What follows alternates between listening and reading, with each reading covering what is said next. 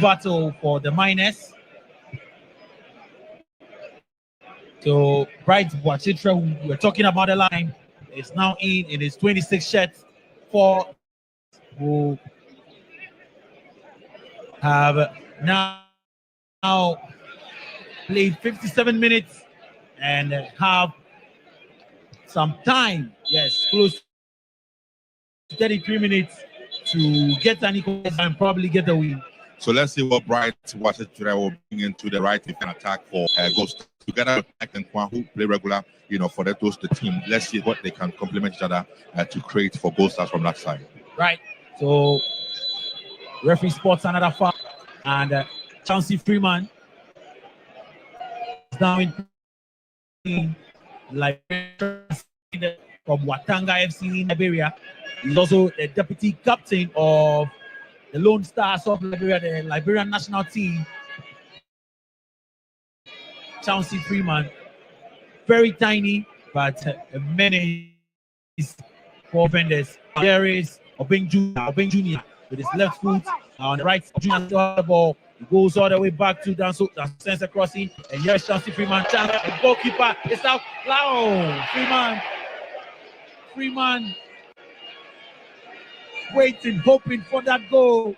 That chance from opening his corner count in this champion. The flick was brilliant, but his final effort after the goalkeeper's initial save, too bad. I mean, for the instinct of a striker, you can't blame Freeman. He could have actually laid a pass to Port IJ, but again, good work from the Lions in that build-up play.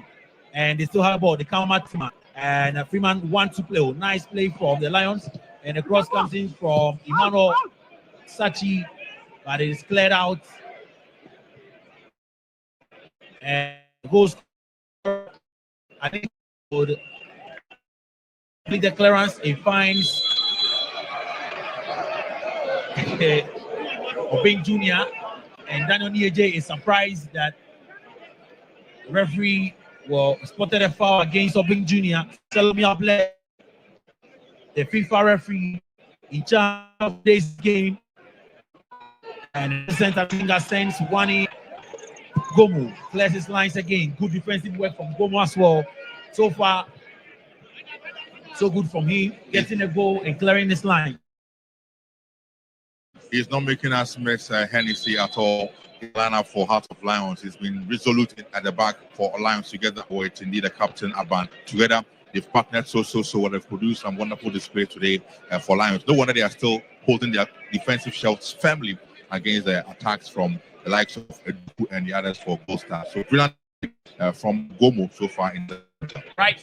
You see substitutions and men on your screens now. Sumaila and George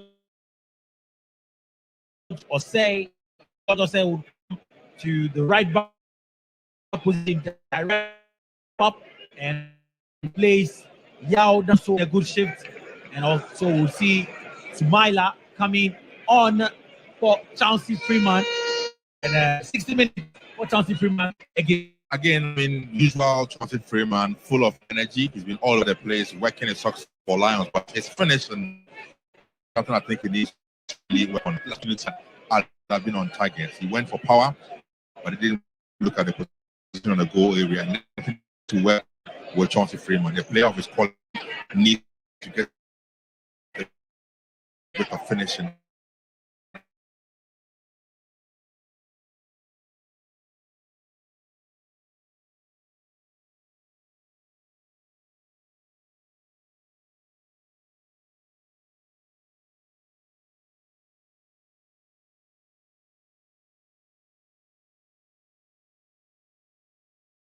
Ishmaelado spotting the 6 shirt coming on for Emmanuel Sechi.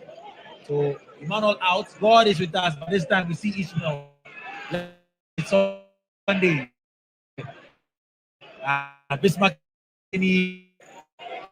would make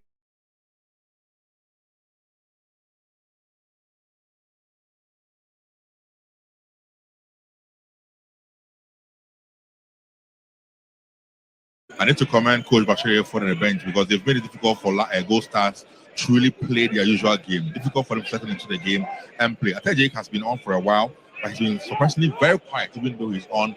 Bright Chere has joined, but all those who have come on, who have been the main threat for the Gold Stars team this afternoon, have all been kept very, very quiet by the Lions team.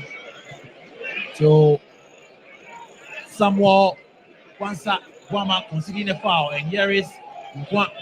He comes forward for the minus and a shot, but Samuel Atakumi's shot is wide off Lawrence Osei's goal area. That was quite rushed on the part of Atakumi, trying to rush a shot and getting it completely wrong with the final shot. Well, as part of his responsibilities today, Samuel Atakumi would make sure he helps captain Taban's opponent gets him well beat for the next 27 minutes and additional time. So Lawrence Osei would receive some caution from referee Selomia Blaise, and he's now giving the green light to send it in. And Echedogli would rise for the ball. He loses the ball to Michael Nkwa. Nkwa finds Ofori. Ofori would send one to Atakumi. Atakumi on the right side. He has this marking him. He finds a colleague. A shot comes in. Oh, nearly brilliant work in there from Biani Gold Stars, and Isaac Ajay shot went wide. It was good work from Samuel Atakumi. He found the pass on the edge of the box for Isaac Ejete, and one time Isaac, but then just wide of Lawrence Osei's goal. The connection was not good enough. He didn't really catch the ball very, very well. He had little power, and direction as well wasn't good enough from Atak Ejay. Should have done much better. Ejete rather, much better should have been done from him to get this ball at least on target for the team to test Lawrence Osei and go for out of Lions. And Ishmaelado on from the bench will have to stop play because player is down in pain, holding his waist, and Kelvin Opong is down in pain after a battle in midfield. And so the medical man would be called upon, but then the referee would stop them because he's back on Kelvin Opong in his 44 shirt. The strong lad landed up quality from that aerial duel with the Heart of Lions player, but he's fit and good to go again. And a free kick is headed out. A chance for Binyani Gold Stars. And Echedogli, guess who? He's there again. He wins the ball and wins the foul. Very impressive outing from Echedogli in this championship. He's been all over the place for Lions in all the 3 games. He's one player who has played in all 3 matches, and his output has been same, full of energy, runs all over the place on the ball. He's brilliant. He's so adventurous on the ball as well. Just amazing display from a man from Banana Inn who has joined Lions this offseason. Now he's lost the ball, and here is a chance for Binyani Gold Stars. Lawrence Osei is out of his area, and he allows the ball to roll out of play for a goal kick. 65 minutes of play down. You're live on Star 103.5 FM on radio, and on Ultimate FM in Kumasi, Empire FM in Takrady as well, and on GH1 TV. We're live on YouTube, on Facebook, and on X as well. Ishmael Ado and Echedogli, brilliant play from them, but I think I would clear his lines. Makati to Isaac Ejete, and Ejete does well. He does well to find a Champong. Champong sends in across, but Champong was some yards offside, and so Lions would be spared that attack. That could have been a brilliant opportunity there for Gold Stars. The build-up play from Ejete, the sweet pass to them in the leg, releasing a Champong. Champong didn't want the line, and so clearly went a bit off, and so bad on its part. Got to have stayed onside for that opportunity. Ejete in midfield for the miners, loses possession to Guama Kwanzaa and Francis Saban. Billy Dallis loses possession, and he would have to bring a man down and receive a caution.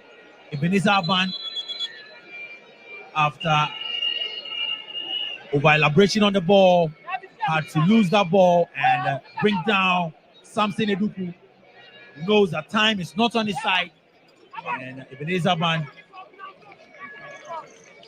bringing down Samson Eduku, who is also still on the turf, down in pain. But, well, looking at, so the Bibiani Gold Star side going to Africa, we know referee Selomi Ables showing that yellow card to Ebenezer Aban. Lawrence Osei putting his defense in shape for this free kick. We're talking about Bibiani Gold Stars. The set piece master has picked up the ball again. 4-man human wall formed. We'll see the new boy Tumaila Buman in his 24 shirt, as well as Obeng Jr. and the likes. So confirmation of that yellow card there. And McCarthy would pick up the ball. Lawrence Osei on one knee, repositioning the wall. And McCarthy appear. He needs to produce something better than we've seen him produce so far in this game from that ball situation. Appear McCarthy, the referee would speak to Ebenezer Ban with some smiles. And Owusu and the likes all in the box. Well, Apia McCarthy.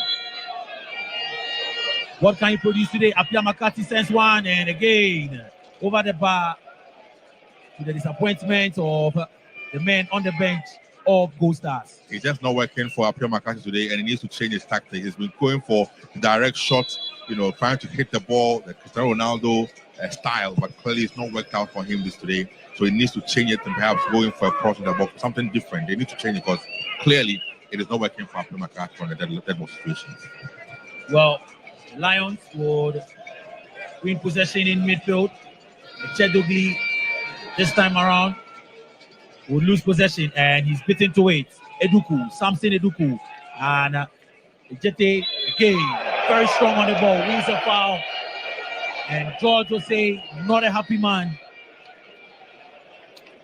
Will say not happy with referee's call at all. I want to see if again Apia McCarthy will come for this one, and if it will be the same style he's putting throughout the entire game. This time around, it is closer to the arc of the penalty area of Pando Hearts of Lions. 70 minutes of play time. Pando Hearts of Lions 1, Bibiani Gold Star 0. Live on Star 103.5 FM on JH1 TV. Lawrence Osei looking focused. He's positioned a 4-man human wall, and again the master in midfield, Apia McCarthy, stands behind the ball. He goes in and hits the wall.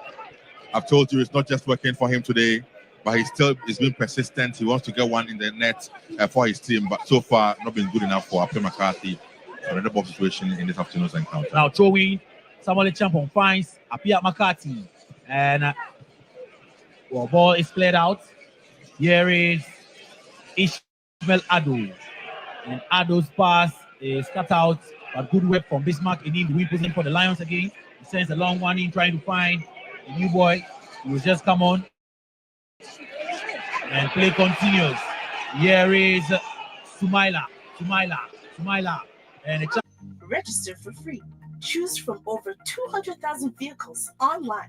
Get your car straight from the USA and Canada.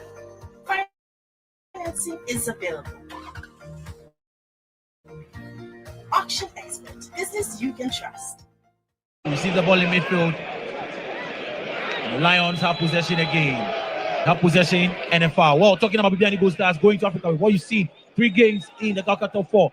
Can they make a mark on the African terrain? They have shown signs of a team that really are that good.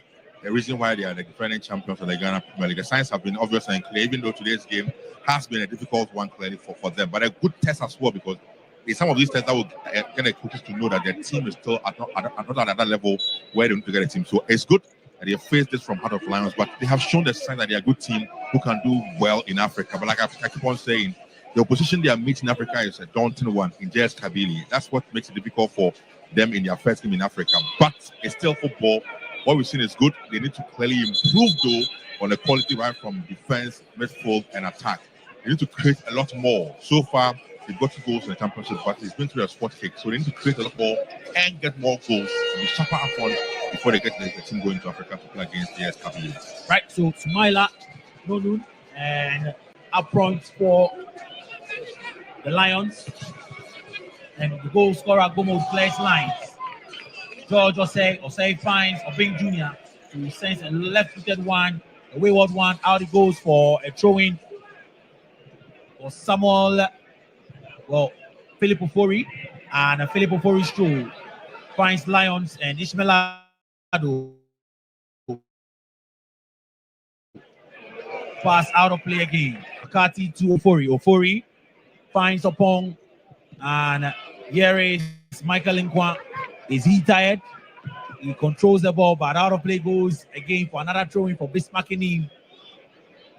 For investors, if throwing was part of investment, if you know, you know, Bismarcking would have been one to put money on. And Echedogli brought down this time by Isaac Ejete. Again, Echedogli. Echedogli, I must say. If you ask me, my man of the match, he's been impressive for Lions in today's game as well. He could go on to win player of the tournament. Absolutely. He's one that should be marked for that. He's been impressive in the championship. Signed right from Banana Inn, coming into the midfield of Pando Heart of Lions in the absence of Ismailado for the first game, bossing the midfield. Although they lost to the Phobians, he played in the second game. They beat Umasia Santi Kotoko, and now he's doing well in this game as well. Echedogli in his number 9 shirt for Pando Heart of Lions. Isaac Ejete, J, and here is Samson Duku. Makati finds Michael Nkwa. Michael, he has the ball. He comes in field, and he finds Philip Ofori. Ofori to Makati. Makati sends a crossing, a chance for Biani Gold Stars, but Lawrence Osei is up and doing. He grabs the ball coolly, calmly, and collected.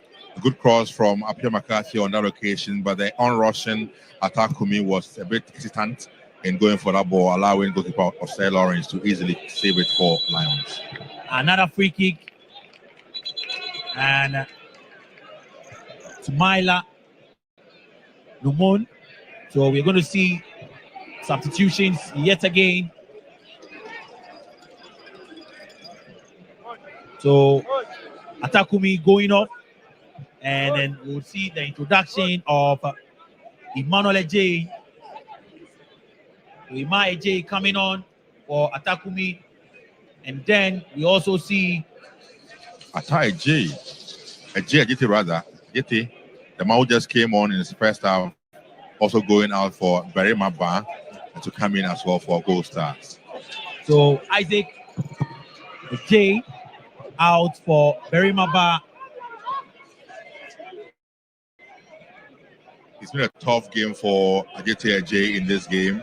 He was one that should have played for Gold Stars in the game today. But unfortunately, very strong folded by Echedogli for Lions, who have kept him, catch up on him and ensure that he's not really greater in the game today against Heart of Lions. Well, another corner kick for the set piece masters in the Gauka top 4, and Ishmael Ado would send that one in. He sends another crossing, he comes in, but this time finds the head of Biani Gold Stars player who would clear his lines as the Gold Stars win a foul in midfield.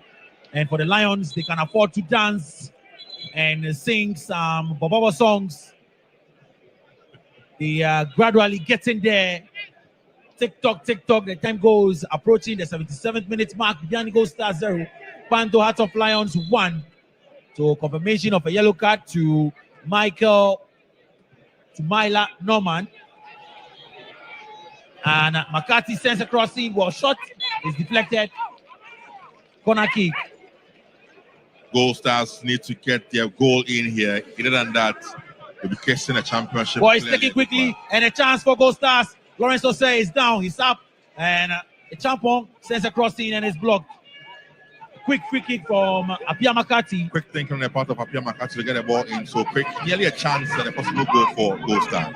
Now, the Champon would have the corner. He's sensing cross, has to go up, and it is headed, but cleared out by Echedogli. Completes his own clearance, and out of play goes, preventing a corner kick.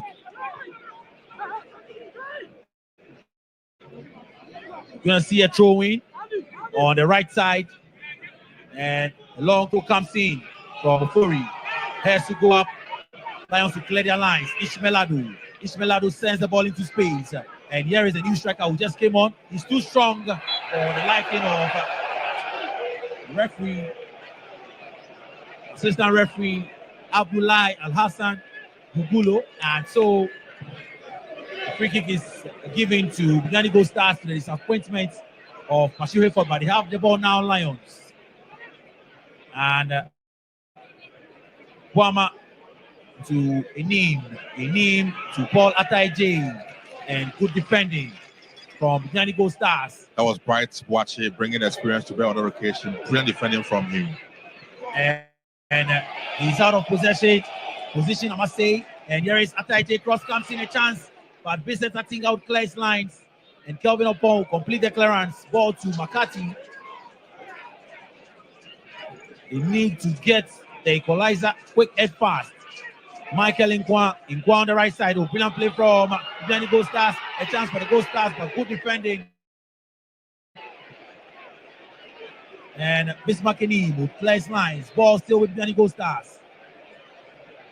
The Gold Stars are getting closer to that chance, that golden chance. And tight legs in from Michael Nkwa, out of play goes for a throw-in for the Lions. And they're the captain for the side, Anaba on the sidelines, watching on and trying to motivate his teammates. He would love to get his hands on the goal cut-off for Togo. Absolutely. After having won the Ghana Premier League title, why not? And so throw-in. We are approaching the 80th minute mark here at the University of Ghana Stadium. If you're just joining us on radio, you're live on Star 103.5 FM. Also live on Empire in Takra, Ultimate FM in Kumasi. And the Lions will come forward with the ball. There is a chance for Lions. It goes free from a long range. Ishmael would recycle position. And control goes straight keeper. We go swap quickly.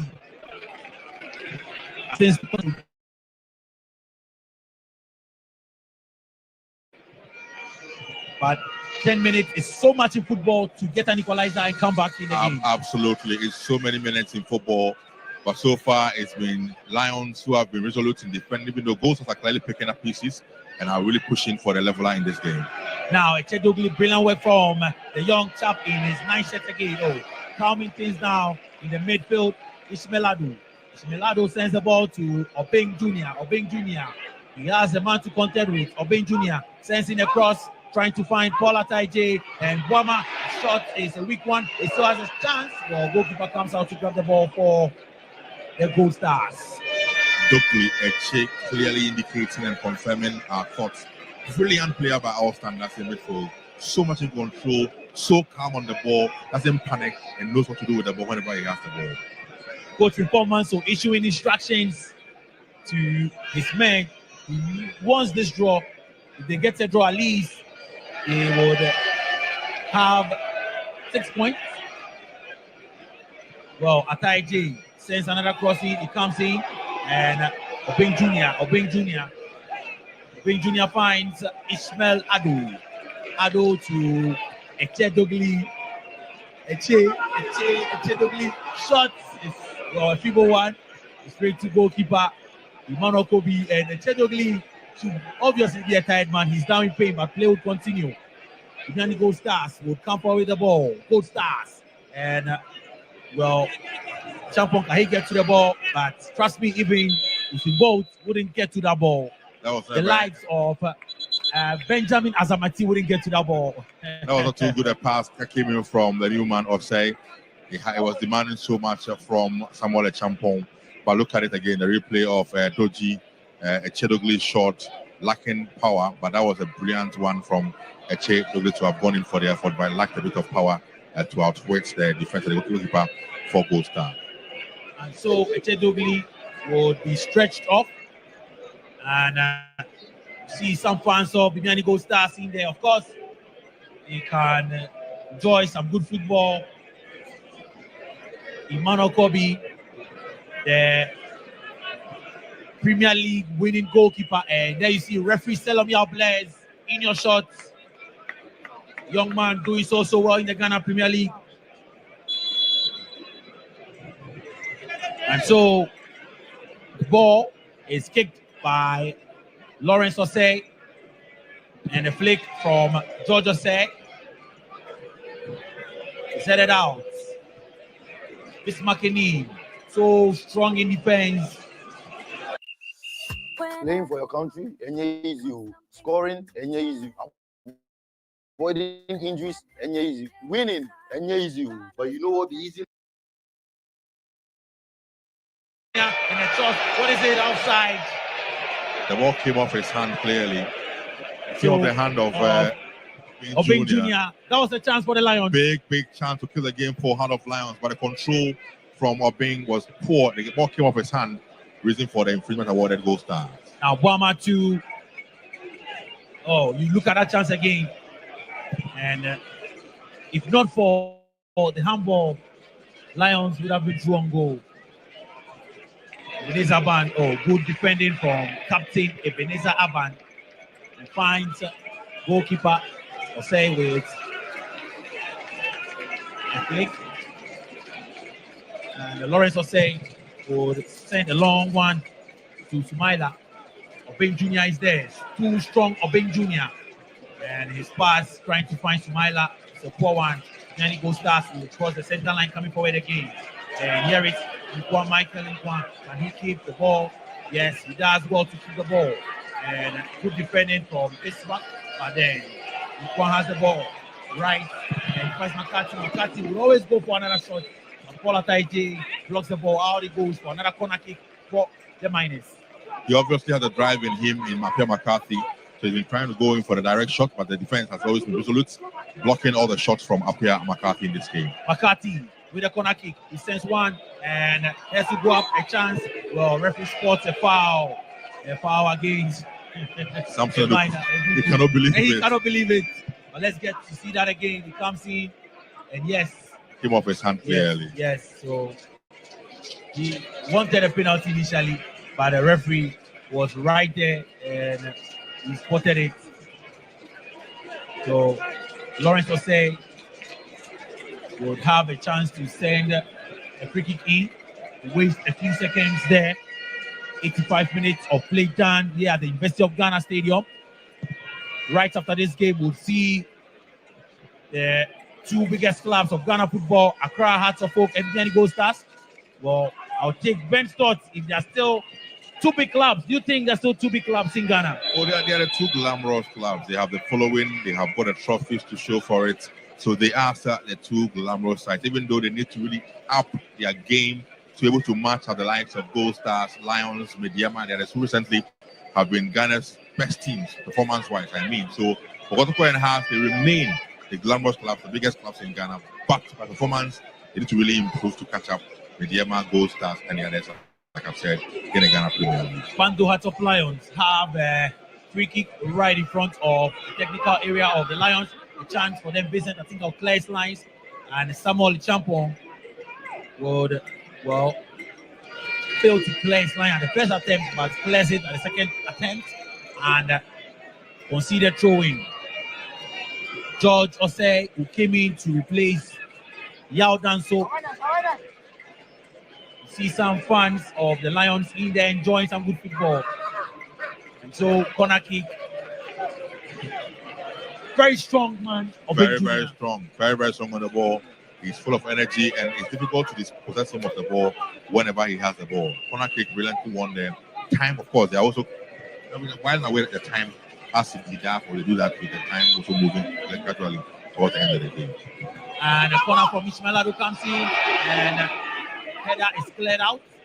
So Chedogli picking up the pieces yet again. Good player, Chedogli. This time his pass to Buama is miscalculated, and Emmanuel Kobe will come out to grab the ball. Emmanuel Kobe would survey his options, take a few kicks, and send a long one, trying to fight Nkwan. Chedogli is there with Nkwan. He heads out yet again. One moment he was attacking, the next moment he's back defending. He's been all over the place. Brilliant player by us at the Chedogli. Exhibition, first class, we ask him. And the cross comes in. Lawrence Osei is up to the task. Goalkeeper Lawrence Osei going to keep a second clean sheet in this tournament. Looks like he's keeping a clean sheet again in this tournament for the second time. And McCarthy, brilliant play from McCarthy. He does find Opori to the right side of attack. And Miners will come forward the ball. Ball to McCarthy yet again. But tight legs from McCarthy. He finds Pong in midfield. And the Lions will clear their lines. Ball to Sumaila. Poor pass from Sumaila. But regain possession. Pando Hearts of Lion. Now Ishmael Adu. Nice pass from Ado to Buama. And nice 1-2 from the Lions. He comes forward the ball. Kwanzaa on the near side. And he takes on his player. Comes infield to Ishmael Adu. And the cool down play. Trying to possess the ball. Obeng Jr. is in space. Obeng Jr. sends a shot. Bounces and falls in front of goalkeeper Emmanuel Kobe. He didn't have the power that was required from that distance. And again, came off the body for the defender. So pulling the ball down is needed for goalkeeper Kobe to save. Yes, a chance for the Lions. And he comes out. Wants a penalty. Referee would have none of that. Paul Ataije had a chance to settle things. But then, you can look at that again. Is that a foul? Well, from this angle, it looks as if it was a good pass from Bismarck to Paul Ataije. Ataije got a touch, and I think goalkeeper got a bit of Paul Ataije, but not enough, according to referee Selomi Ables, for a penalty. Not enough to get a penalty from this. And again, looks as though Ataije was looking for that touch from the keeper for him to go down. He did go down, but not enough touch to according to the referee to warrant the penalty. That was brilliant build-up play though from Enin and Ataije to have freed up that chance for Heart of Lions. Opong finds Vincent Atinga. Atinga's pass is a poor one, and the Lions will regain possession in the midfield. Here is Ishmael Adu. Ishmael Adu finds Samuel Buama Kwanzaa, and he go for glorious shot, and the goalkeeper grabs it at the second attempt. 6 minutes of additional time. They're doing here at the University of Ghana Stadium. Lawrence Osei receives the ball that was sent in by goalkeeper Emmanuel Kobe in his all-green attire and lemon boots. Balloons one into the skies. Ben Jr.'s pass is cut out, and George Osei showing some strength in there. It ends the applause of the men here, and look at Coach Pashu Hayford screaming, obeying. You need to get into position, because once the ball has gone out, position yourself for the keeper to find you. But he was, walking slowly, and there's the reason why the coach Pashu Hayford was shouting all over. But good game so far for Lions. They have played for me pretty well, very impressive. They are controlling the ball very, very well, ensuring that goal staff don't go openings to punish them at the other side. McCarthy to Opong. McCarthy. Opong's pass is a bad one. He finds Obeng Jr., the man we're talking about. And here is Sumaila. Sumaila's pass is taken away from him. Now, Vianney Gold Stars, can they get the equalizer in additional time? Here they come. And a chance for Vianney Gold Stars. And Abban clears lines. Ishmael Adu is there. But the ball finds, the man in midfield for Vianney Gold Stars yet again. Abban Another clearance. Paul Ataije, no nonsense style, clears his lines. And they've done 2 minutes of the 6 additional minutes. We have 4 to go. Cross comes in. A chance for Biani Gold Stars. And they have many in the box. Biani Gold Stars. Cross is sent in a chance. And it's a goal. Biani Gold Stars. The Miners have dug deep. They've dug deep. And guess what they found? They found gold and a goal. The Miners, they went to the mines. They brought out everything they had. They brought out the men from the bench. And a brilliant goal from Samson Eduku. And he's found gold and goal for Bibiani Gold Stars. Bibiani Gold Stars 1, Bantu Heart of Lions 1. Resilient play from Gold Stars, never gave up. The cross was brilliant. The connection from Eduku, exquisite, simple but exquisite to get the ball on target and a leveler for Gold Stars. Persistent attacks from Gold Stars, and they have done it.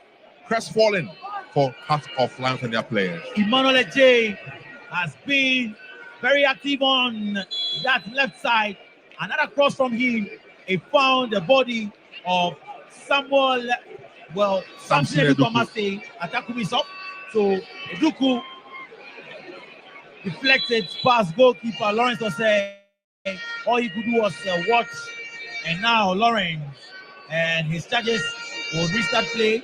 They need to get a goal. If not, if it stands this way, the Bibiani Gold Stars will now have 6 points. And the Lions will have 4 points. So Gold Stars are back in the front seats with this leveler. Like you said, they now go on 6 points as it stands. And Lions will be on 4 points and waiting the last game, which will mean for Kotoko, all they would need if it ends this way is for them to win the game against Kotoko, and they'll be champions of the top 4 this year. And trust me, if I know Kotoko very well, Kotoko would not want Kotoko to win the Kotoko trophy. Obviously, so they will make an attempt to thwart the efforts of the Phobians. And there you see the man, Chauncey Freeman, not happy at all. Rejected. Yes. Cast.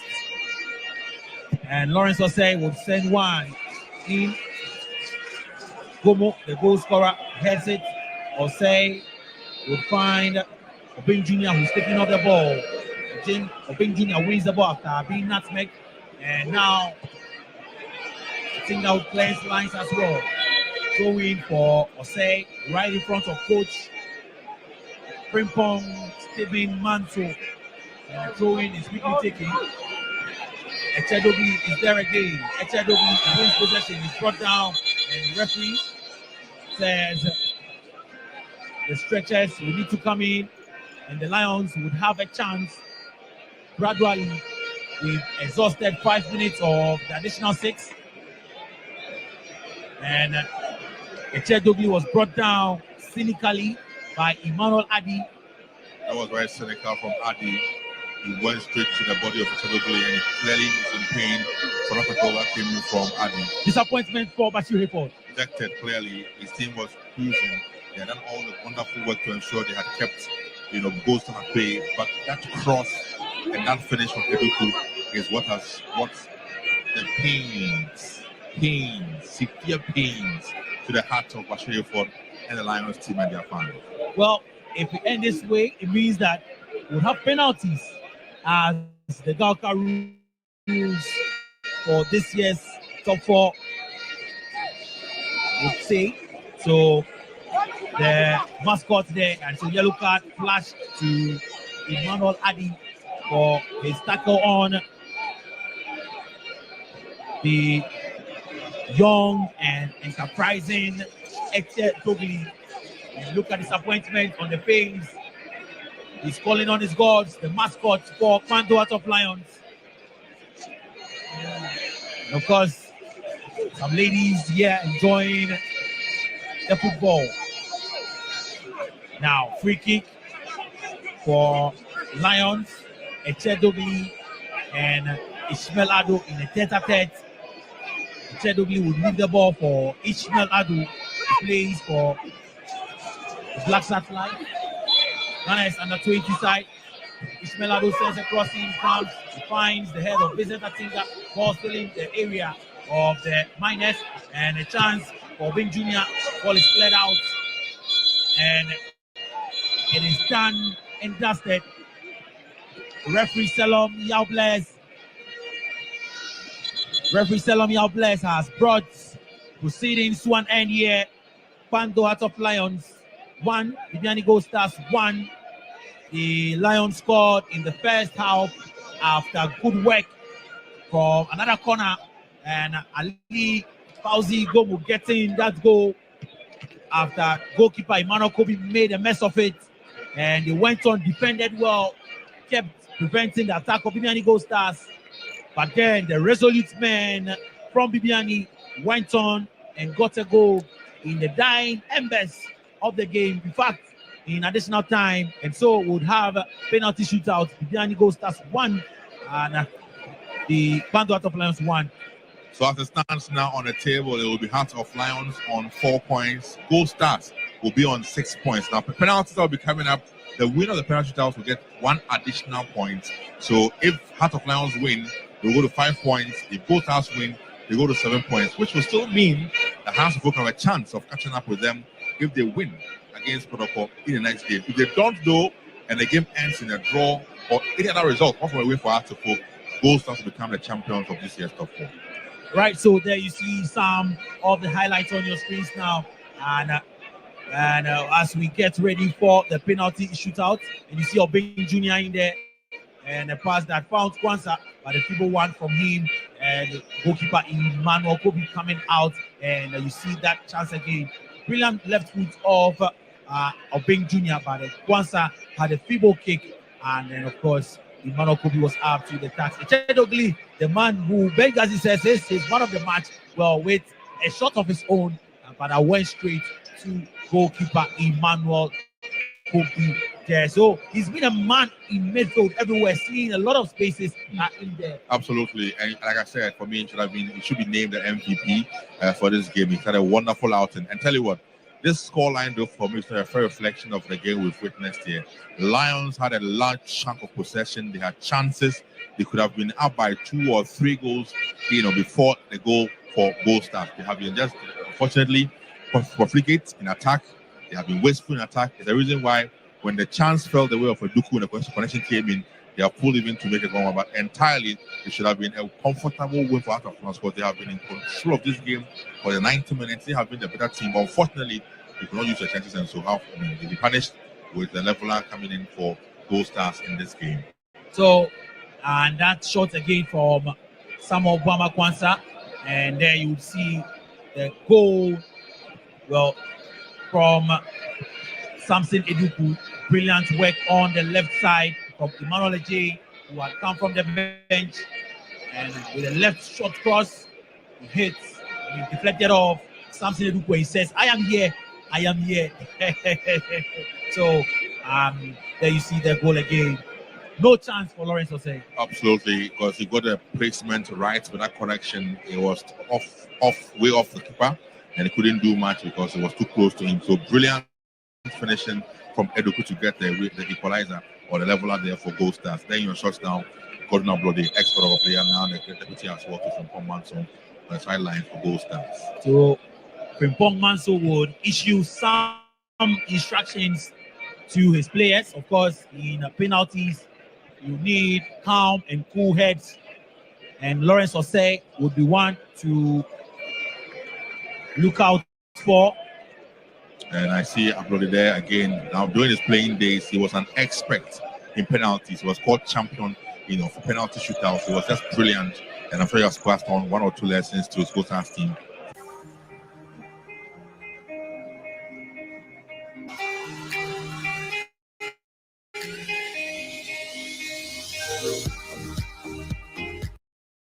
His opposite number, Emmanuel Kobe, will share some pleasantries and now get their instructions from referee Selomi Yaubles. Bibiani Gold Stars, another penalty shootout for them. Galka chairman Mr. John Ansah explained that for the likes of the Danny Gold Stars. They want to give penalties to them for Africa because, of course, in Africa, there is possibility of penalty shootouts. So this tournament affords them a chance to rehearse in match situations if penalties come up, how you can convert and get things right. So brilliant. I think it's a well explained, rationale or reason for this shootouts, and the teams are all aware, agreed to have this done. So part of the tournament and good. So let's see how this one goes. We are set for the penalty shootouts. Well, Emmanuel Kobe would face a smiling Ebenezer Aban. Captain would step up to take the first kick up against Emmanuel Kobe. In his 5 set, would place the ball down, and Aban waiting for referee Selomia Blaise to give him a green light to take the first penalty. And then Ebenezer Aban scores. He scores the first penalty. He knew where he wanted to go, and he had it right, Emmanuel Kobe, but the precise nature of the shot was out of the reach of Kobe. Kobe got the direction right, but he was a shade late in getting down for that. And so good kick, a good goal from Aban to get one up for Heart of Lions. So one taking, one goal for Lions, and steps now for Gold Stars. Stepping up, Apia McCarthy has stepped up for this penalty for Gold Stars.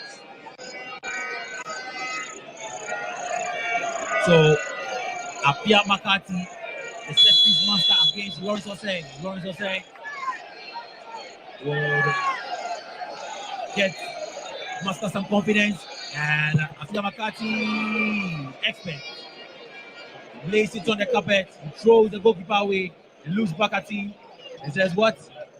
Can you beat me?" That was neatly converted by Apia McCarthy. Knows what he's about to look at it again. Took his time on the ball. Keeper moved one direction and then he went the other way. With some power though behind the ball. Brilliant conversion from Apia McCarthy. Now comes Eche Dogli. After all the good work, and he crowned it with a green penalty, an expect penalty. Well, let's see. Eche Dogli, Emmanuel Kobe, Pandoa Top Lions, Biani Gold Stars. Dogli in his 9 shirt, in his Afro-like hairstyle, would walk out of the penalty area. Now he's in. Eche Dogli in a Pupa-like style and misses it. Eche Dogli has missed the penalty. After the rundown, Eche Dogli took a wide shot above the goal of Emmanuel Kobe, and he's picked up by Ismail Ado. He was aiming for the roof of the net, and unfortunately, he couldn't work the magic with that free kick. So his efforts flying over the upright. Michael Nkwa would now have his stand. And Lawrence Osei would need to save the Lions. Michael Nkwa, 1, 2, 3, Michael. And he beats the goalkeeper yet again. Expert penalty from Nkwa. Brilliant kick from Michael Nkwa. So comfortable, so calm. The approach was very calm on his part. Just pushing the ball into the net with some ease. Taking his time, really. Look at it. He knew what he wanted to do, and just like that, he threw the goalkeeper away. Now, so much pressure on George Osei, who came in for Yao Danso. He had come in to solidify the defense and keep a clean sheet, but he conceded late, and now he has the responsibility of scoring in the penalties. George Osei scored. Kobe was close to it, put a hand to that, but so there was too much power behind it from George Osei, and so goal there for Lions, even though Kobe must put his hand onto that one. Now we'll see that penalty again. The goalkeeper got it there, but the power was enough to give a goal for the Lions. And now we'll see the goal scorer, Samson Eduku. Samson Eduku would position the ball, stand akimbo behind it, waiting for referee, and a glaring net, as well as Osei in there, and Osei keeps it. Osei makes the save. Samson Eduku, after scoring in play, in 90 minutes, has missed the penalty. And great goalkeeping from Lawrence Osei. A poor kick, if you ask me, from Eduku. He had no power. He made it easy for Osei. Once he got a direction, made it easy for him to comfortably save it, for Lions. So as things stand 2-2, Ibiani Gold Stars 2 and Lions 2 with regards to the penalties. Now, Ishmael Adu, who has also come on from the bench. Ishmael Adu waiting for referee, and oh my. What a penalty from Ishmael Adu. Brilliant ball standard. No time to waste. Ishmael Adu. Brilliant. Look at that. Waiting for referee. 1-2. He just waiting. He threw the goalkeeper away. And good penalty from Ghana's under-20 midfielder. And so, Ibiani Gold Stars would now come. And Berima Ba, can he man up? Can Berima Ba man up and get a goal for the Miners? Berima Ba, has a jump. Berima Ba, and he throws the goalkeeper away. Wow, brilliant. Very confident kick from Berima Ba. Look at the fans. And of course, the man in there even affords a handshake and says, "Trust me, I've been doing this for a very long time." Look at that. It's a jump for me. He gave the goalkeeper the look. The goalkeeper followed the look, but the ball went to the opposite direction. So it's 4-3-3, 4 kicks, 3 goals. And now, goalkeeper Lawrence. Yes, goalkeeper Lawrence Osei. Goalkeeper Lawrence Osei. Can he beat his opposite number, Emmanuel Kobe? Osei takes a goal kick. Osei has taken a goal kick. That was a bit poor from Osei as well. went for the skies and went up the skies in the Lion. Instead of eating grass, is now trying to fly with the stars. Poor kick from Osei. Way off target, flying over the upright from Osei. You can afford to laugh though. And guess who's coming? Atinga and Vincent Atinga, very experienced. Got a winning goal the last time around against Kotoko. In the penalty shootout. And can he settle matters here? Vincent Atinga. Lawrence Osei. Can he redeem himself? Vincent Atinga. Can he put Gold Stars up above the Lions? Atinga has confirmation from the referee. Atinga and 1-2-3 Atinga. Vincent Atinga has done it again, and he celebrates and he says, "I'm here, we are here." Vincent Atinga, he gave the goalkeeper the look, and the goalkeeper went in the right direction. But trust me, the ball was up and above Lawrence Osei. Vincent Atinga has closed the chapter here. Ibiani Gold Stars have beaten the Lions after a 1-1 draw.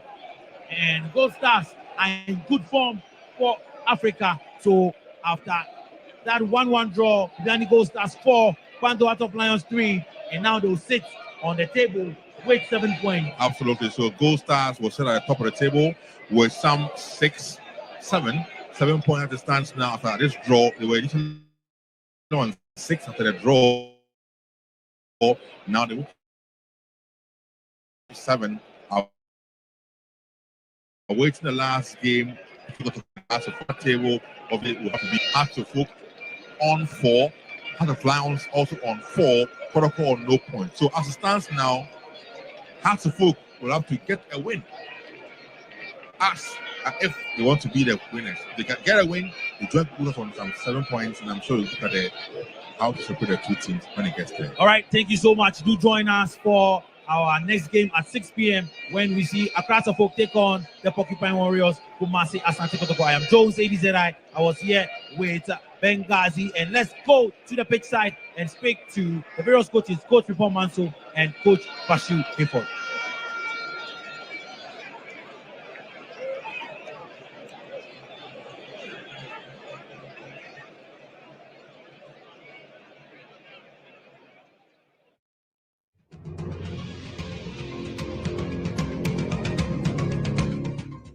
All right. So it's all over. Let's now listen to Monica Bukari as speaks. But extend to Pepper's BNE Gold Star win 4-2 on penalty, defeat 2 Hearts of Lions. But I've been joined by coach of Hearts of Lions, Bashiru Hayford. Good evening, sir. Good evening, madam. Quite unfortunate for you this evening. How will you describe your players' performance today? Well, they did well, but the last minute equalizer caused them. So that is part of football. We'll go back and prepare for the league. So congratulations to Gold Stars.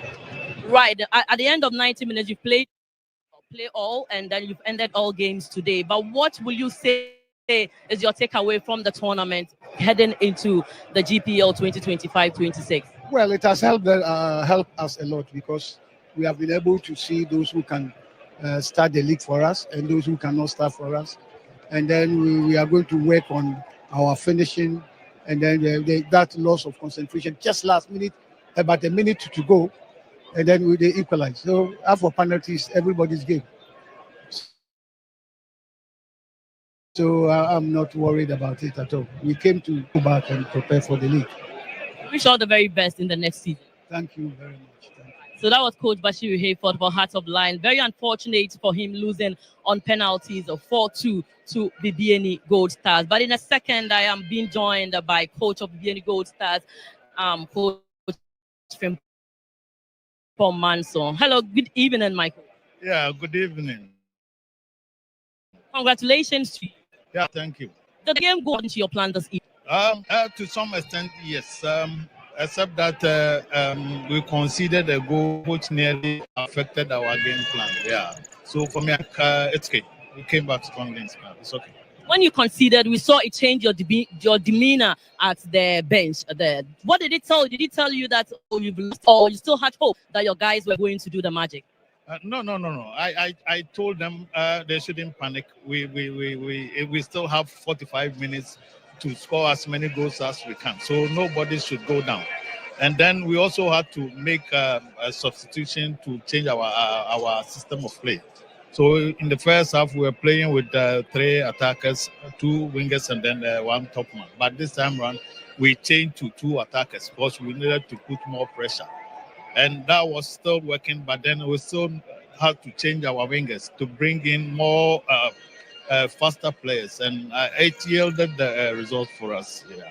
Now, before you go, it's been flourishing for you from last season and now to the tournament top 4 as well. What will you say will be your takeaway headed into the next season of the GDA? Well, we will be the target, yes. Although Kotoko and Hato has the name, anytime any team is playing against them, they double up. But this time around, I think we'll also add up to that number. So it tells us that, yes, we will still have to double up when the league resumes. Wish you all the very best in your next season. Yeah, thank you. And congratulations. Yeah, welcome. Yeah. So that was Coach Frimpong Manso for the BNE Gold Stars. And this has also prepared his team and fine-tuned them at 2025-26 season. So game after 90 minutes ended 1-1 and then got on to penalties where it ended 4-2 in favor of the BNE Gold Stars. Pretty soon, Kumasi Asante Kotoko will be facing Accra Hearts of Folk just about in a minute, maybe 6 p.m. thereabouts, live on GH1 TV across all network platforms as well.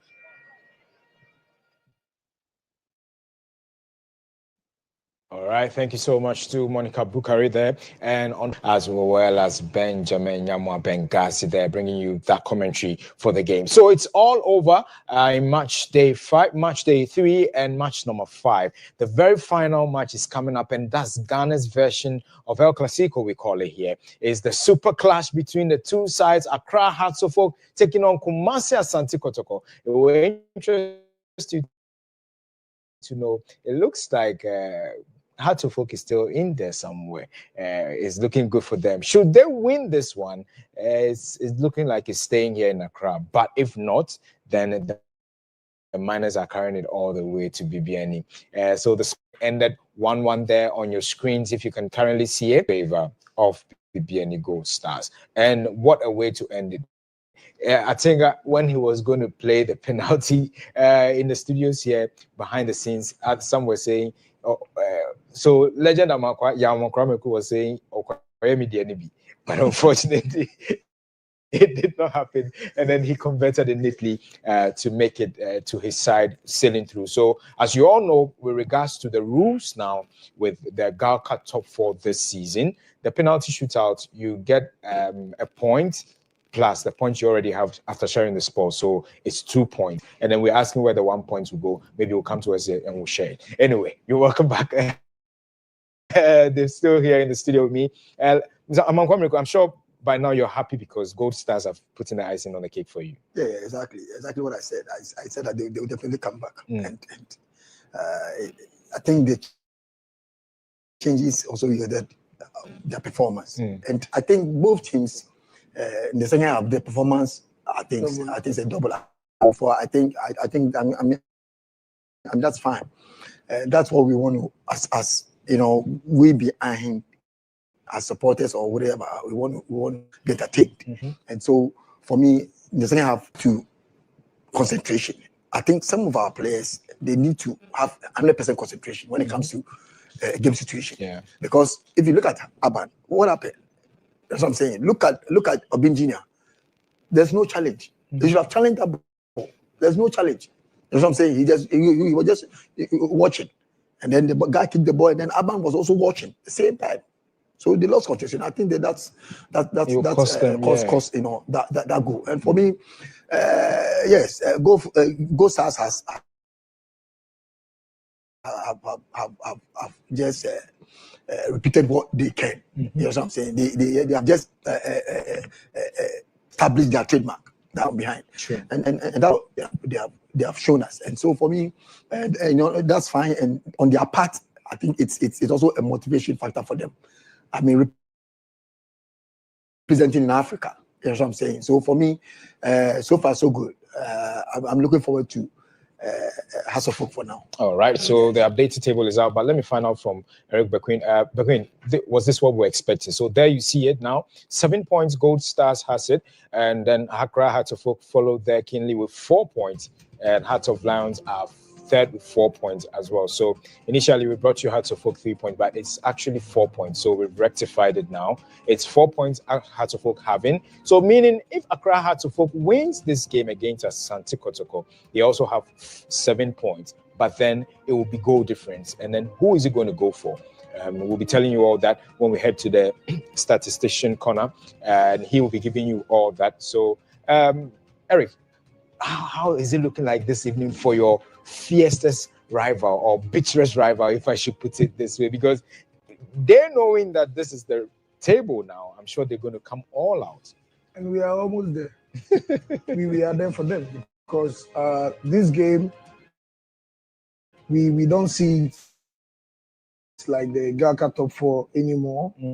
The gurus of Ghana football, which is Kotoko and then Hearts of Oak, is a different ball game altogether. Yeah. And I'm sure we are going to put some sand into their garage for them. But Joel, I thought you were asking of, you know, the feedback of the goofies, the goal stars. And no, but that's what you're asking for. It's not even top smart. The question that he asked is about you. So let me deal with you first.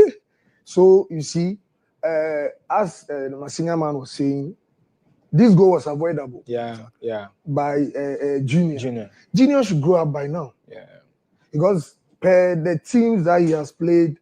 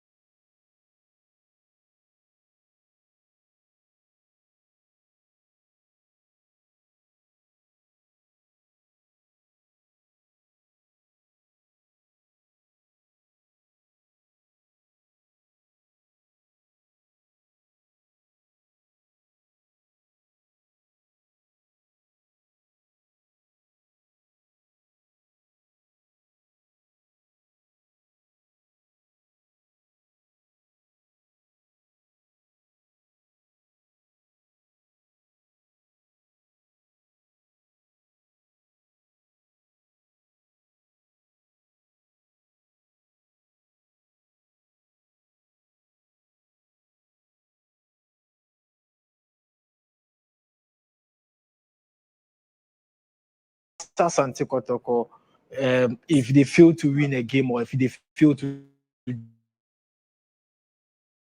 draw, it will be 0 points at the end of the competition. So positive one for them. And coach Frimpong Manson has won the Premier League.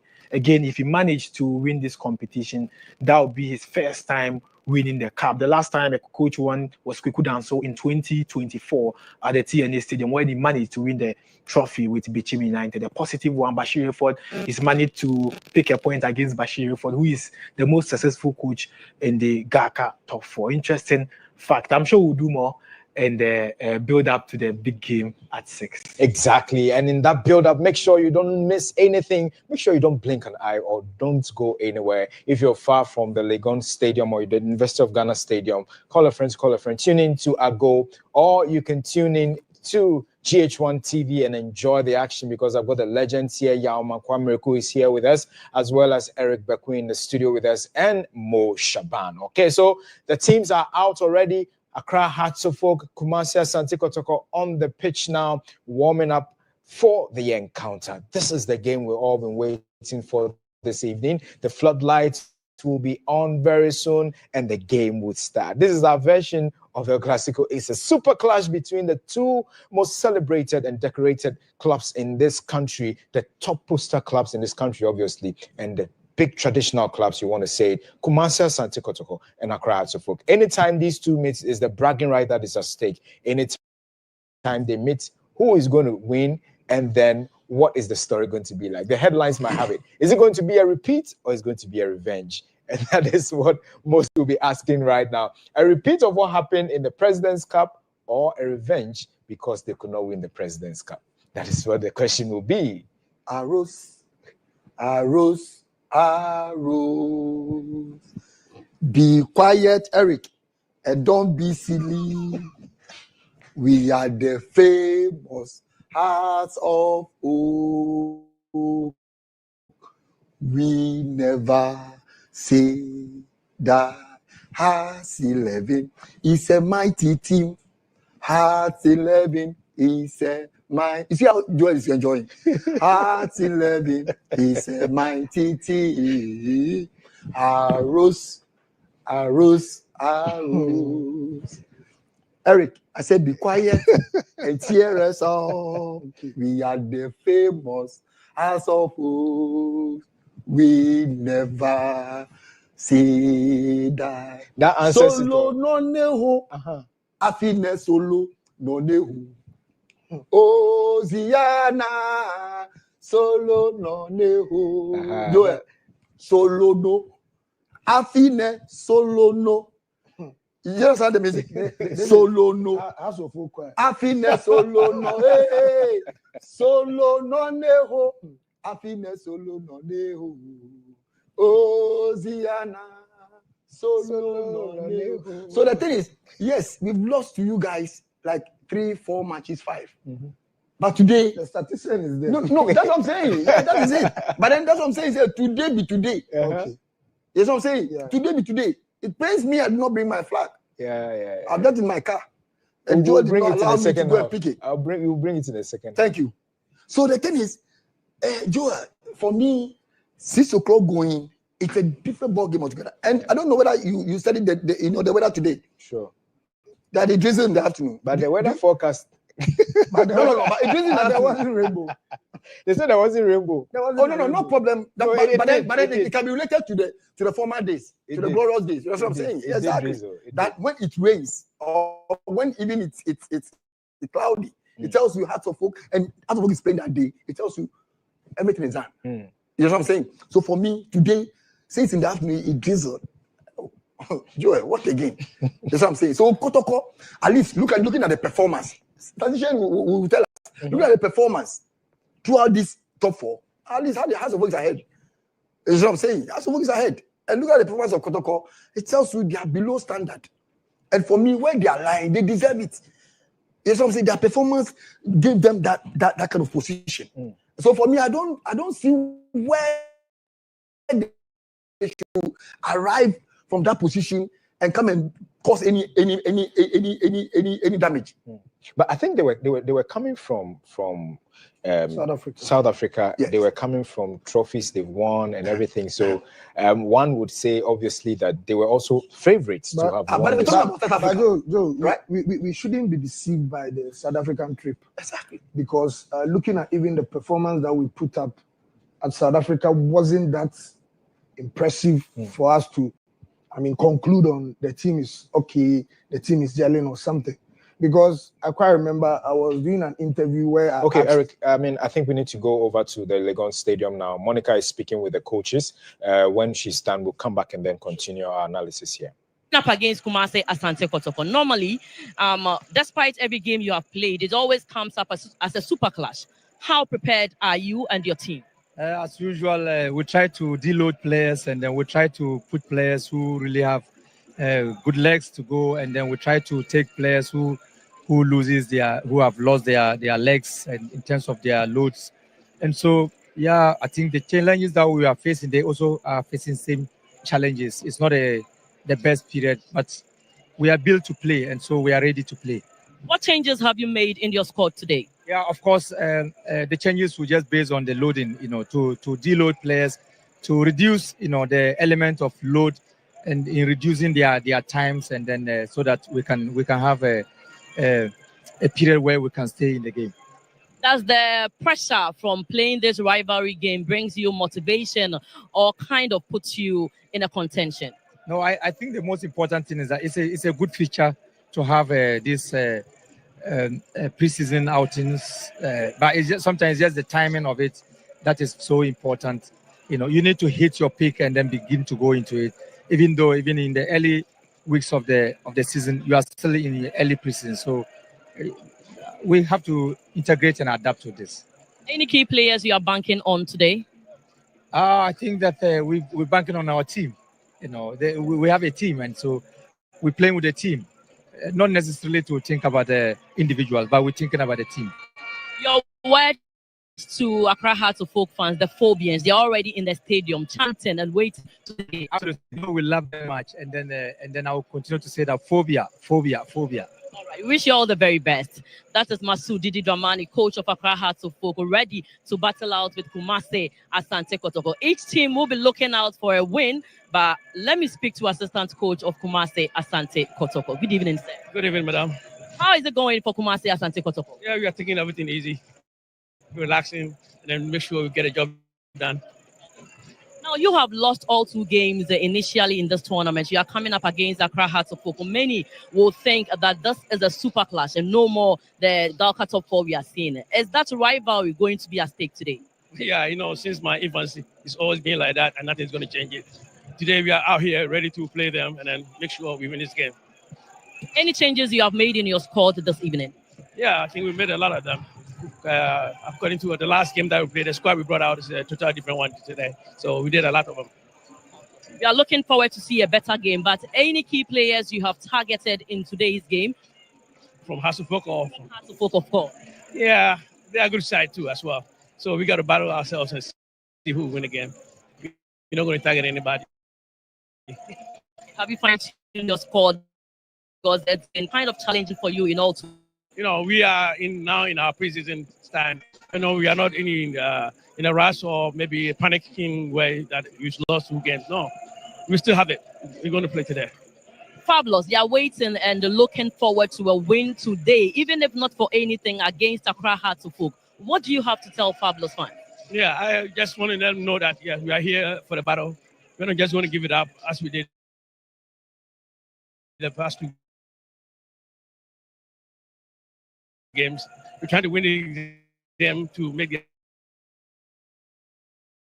also keep our hopes high, and then it's to motivate ourselves. Our competition that we're going to have. Go star across all EIB network platforms. So you can stay with us at 6 p.m. We bring you the very best when it comes to this game, Alcata 2025. All right, thank you so much, Monica Bukari, there with the coaches on the pitch side, giving you all that you needed to hear. You heard from assistant coach Prince also. I'm sure a lot of people were expecting to hear from Coach Zito, but then I'm sure there's a few things going on there. That's why. I'm about to say he's panicking. Let's now go over to the man himself. Now he's giving us the tactical board. I think we need to learn a thing or two from Mo Shaban from the taxis. I've got the under-19 national coach here also. That is in the person of Eric Bequin. So coming to the tactical board with the statistician. Guys, get your pen, get your book, get everything ready. Mo, take us away. Yeah, so we expect a big game, a difficult encounter between Heart of Oak and Kumasi Asante Kotoko. Well, I listened to legend Yaman Kwamiriku. He left his file in the car, but this is it. The last time Heart of Oak recorded a victory against Kotoko was way back in the 2022-23 season, second leg when Heart of Oak won 1-0 at Accra Sports Stadium. In 2023-24 season, Kotoko won back-to-back against Heart of Oak, and that was when Stephen Mukwala DC was scoring brace back-to-back. Then the following season, which was last season, 2024-25, Kotoko won the first leg. The second leg ended in a draw. Last season, Kotoko won the Democracy Cup against Heart of Oak.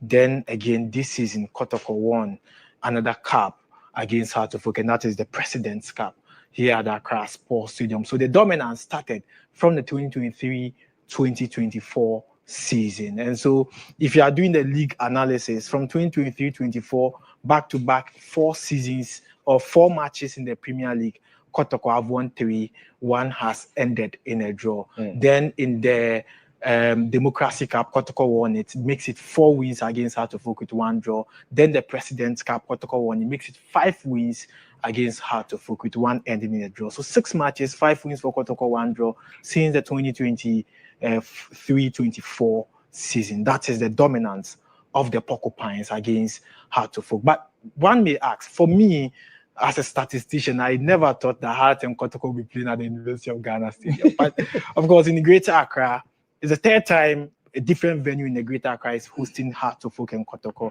from the Accra Sports Stadium to Elwak, and now at the University of Ghana Stadium. For the first time, Kotoko and Heart of Oak are playing at the University of Ghana Stadium. But there's an interesting stat I want to share with you, and that is, I'm sure you may start guessing now. Since Kumasi Asante Kotoko started playing at the University of Ghana Stadium, they have either won 2-1 or lost 2-1 at the venue, and that was against Legon Cities last season. It ended 2-1. They won again 2-1 against Golden King at the same venue. Then in the GACA top 4, they lost 2-1 against Gosa. So most often the results between Kotoko, often it's either 2-1, and the possibility of Kotoko scoring is high. Again, if we are looking at Kotoko scoring and conceding very high at the Legon Stadium, let's look at Coach Didi Dramani's record as well. Didi at the as Heart of Oak head coach has scored in each of the matches played. And when he lost to Kotoko 2-1 to the GACA top 4, he scored in every match. So possibility again, Heart of Oak getting a goal is likely about 80% chance. And then Kotoko also scoring and conceding is about plus 50%. So it makes the game difficult. Now we are looking at what we should expect here. We know that both sides in the history of the GACA top have won it 3 times. And so they are viewing, well, if you go to the history of the Premier League since 2000, Heart of Oak have won 7, Kotoko have won 7.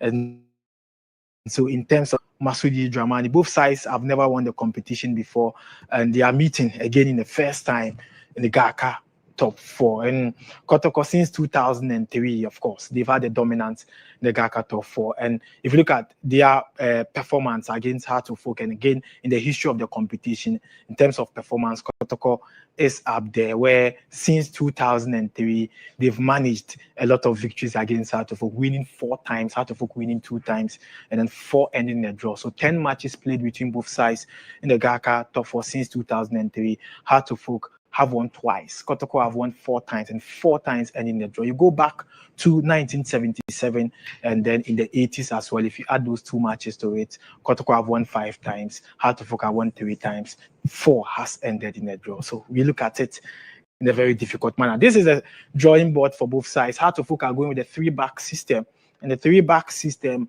they have Ali Mohammed, who signed for them from Vision FC. Then they have David Oponafrani. He's a former player of King Faisal Dubai. He's been with Heart of Oak for some time now. And Kevin Osesibe, who also at a point played for Tichiman 11 there. So the 3 centre-backs would be there for Heart of Oak. And so it means that their right back will move here. So we have Amankwa here. And so if Amankwa if he's moving, I remember, so we have former right back here and the new right back, Yao Amankwa, who is a legend with us in the studio. Then we have another right back who is being deployed as a right wing back today. And so that is it. So the left back will move here, so pave way. And if you look at how to focus setup, it means that one player would have to drop to the back, then makes it 3 back. So when we get a 3-back system, it makes it more now difficult for both sides. But of course, it is going to be difficult to encounter because Kotoko are going with the 3 attackers, obviously. And the 3 attackers, Kwame Poku would be the center forward for the team, Albert Amoa. And for the first time, we have one player also starting some matches. We've not seen him. That is Saka Dauda. And so Saka Dauda would be in the attack for Kumasa Santi Kotoko. Saka Dauda will be joining the Kotoko attack. And then we have 3 for Kumasa Santi. Kwame Poku as a center forward. This would be the Kotoko attackers against Hartlepool. But it looks like Hartlepool will rely on Martin Kakari. And then if you have Martin Kakari as a striker, Martin Kakari and then Frank Ibuladuku, who joined Hartlepool from Vision FC. So Kakari would be here as he'll be playing alongside Frank Ibuladuku. And one of the things I'm looking up to is the midfield battle. The midfield battle will be very difficult. I want to see how Abdul Karim and then Philip Amu are going to battle in the midfield. And Lord Hilary Adabo will be deployed as a defensive midfielder. Lord will be played as a defensive midfielder. He signed from FC Samatex for Kumasa Santi Kotoko. Then Hartlepool will have one defensive midfielder, that is Abdul Karim. So this is likely the stats or on the board, how the teams will be deployed. But for Hartlepool, if Buraduku will be leading the attack for them, then Martin Kakari will be here. Then the Kotoko will have Emmanuel Entry as well, and Entry would have a lot of role to play to distribute the passes to the strikers. He has to do the final job for the strikers. So Abetama, Kwame Poku, Saka Dauda, if they will be having more chances to score, then Emmanuel Entry would have a lot of role to play. And for her to focus in, we have a lot of job to do. So we have like for like starters for Heart and Kotoko. If you talk about Abdul Karim as a defensive midfielder, you talk about Lord Hilary Adabo, you talk about Emmanuel Entry, you talk about Hussein Mohammed, and that makes the game a difficult one. Let me finally end with the 2 shot stoppers. Mohamed Kamara is back in post for Kumasa Santi Kotoko, and Benjamin Asari is in for Hartlepool. These shot stoppers have given us the best in the Premier League last season. We look at Deb and the Gakatofo, and interestingly, both sides have played, 1-1 matches each because Kamara was used in one of the matches. Then the next goalkeeper was also used in other games. Then Benjamin Asari played the last game where Sharif Schweib also had the opportunity to play for the side. It looks like this starting 11 is the potential Premier League starters. And, I'm sure both sides, both coaches, Abdul Karim Zito and then Didi Dramani, will not gamble with their starting 11. Exactly. All right, not gambling with their statics. Thank you so much. So I'm sure you've learned a thing or two on the board, as well as the history behind these two clubs. Importantly, you know what is at stake this evening. Well, so as Mo rightly stated, if it ends in favor of Hartlepool, you know how the table will look like and whatever is going to go. All right, let's now check out the lineup. They are out now. So there you have it. The lineup for Kumasi Asante Kotoko. Kamara obviously will be in post for his side, and definitely this is how it's going to look like this evening for Kumasi Asante Kotoko. So Kamara back in post for the side after that blunder that occurred in the first game against Gold Stars. And we're going to be seeing the likes of Kwame Poku again. Also, we've got Shaibu Abubakar and the likes of Samba O'Neill, and then Zakaria Hussein is also starting. And then in the starting lineup, we're going to be seeing Francis Aqua, Hubert Jehu, and then also Jordan Emisa in there. In the midfield, we're going to see Samuel Tinedu and then Donzo Morphing. So this is the starting 11 for Kumasi Asante Kotoko currently. And what should we expect tonight? Let me start with the Kotoko, a former Kotoko striker here in the studio, Eric Bekwin. Eric, with this lineup, what should fans of Kotoko expect? Is it a win for Kotoko, or as I mean, It's confusing. I think what we are seeing now, the selection that Coach Zito brought on board, is typically the starters that he's going to use for the league itself, and then for Africa as a whole. And looking at the way he has paraded the upfront, if they are to have the bite, which the Rasta man is the one who have to feed the top men, because Kwame Poku, for all I know, he will not stand up there as the spearhead. Kwame Poku and then Albert Hamwa, the two of them, they always want to operate from the wings before. But the Donzu that came, he is a typical number 9, the box-to-box type. He is that type. But for him to play, meaning he's going to do more running with the balls, because they are going to pressure the back line of House of Folk to commit some blunders. And when it comes to the House of Folk goalkeeper, that is dribbling that he's been doing. If today he should do those things with Kwame Poku and Albert Hamwa, he's going to have a very, very big problem today. Yeah, so there you see the lineup, and then the advice from the legend himself. Kwame Poku, Albert Hamwa, Philip Amo, Zakaria Hussein, I told you already, is also starting. Hilary Adabo, Emmanuel Entry, and Saka Dauda starting this evening. Shaibu, and then in post, you're going to be having Kamara, Samba O'Neill there, and Patrick Esedu. So these are the starting 11 from the Kumasi Asante Kotoko this evening. And for Kumasi Asante Kotoko, let me say good evening to Joe Boy. Joe Boy is the area manager for MGI Microfinance in Kumasi. He's a staunch Kotoko supporter. He says if I don't greet him, he's my contact too. So Joe Boy, yeah, I know you are doing the watching inside Kumasi. I'm hoping that he can sleep tonight.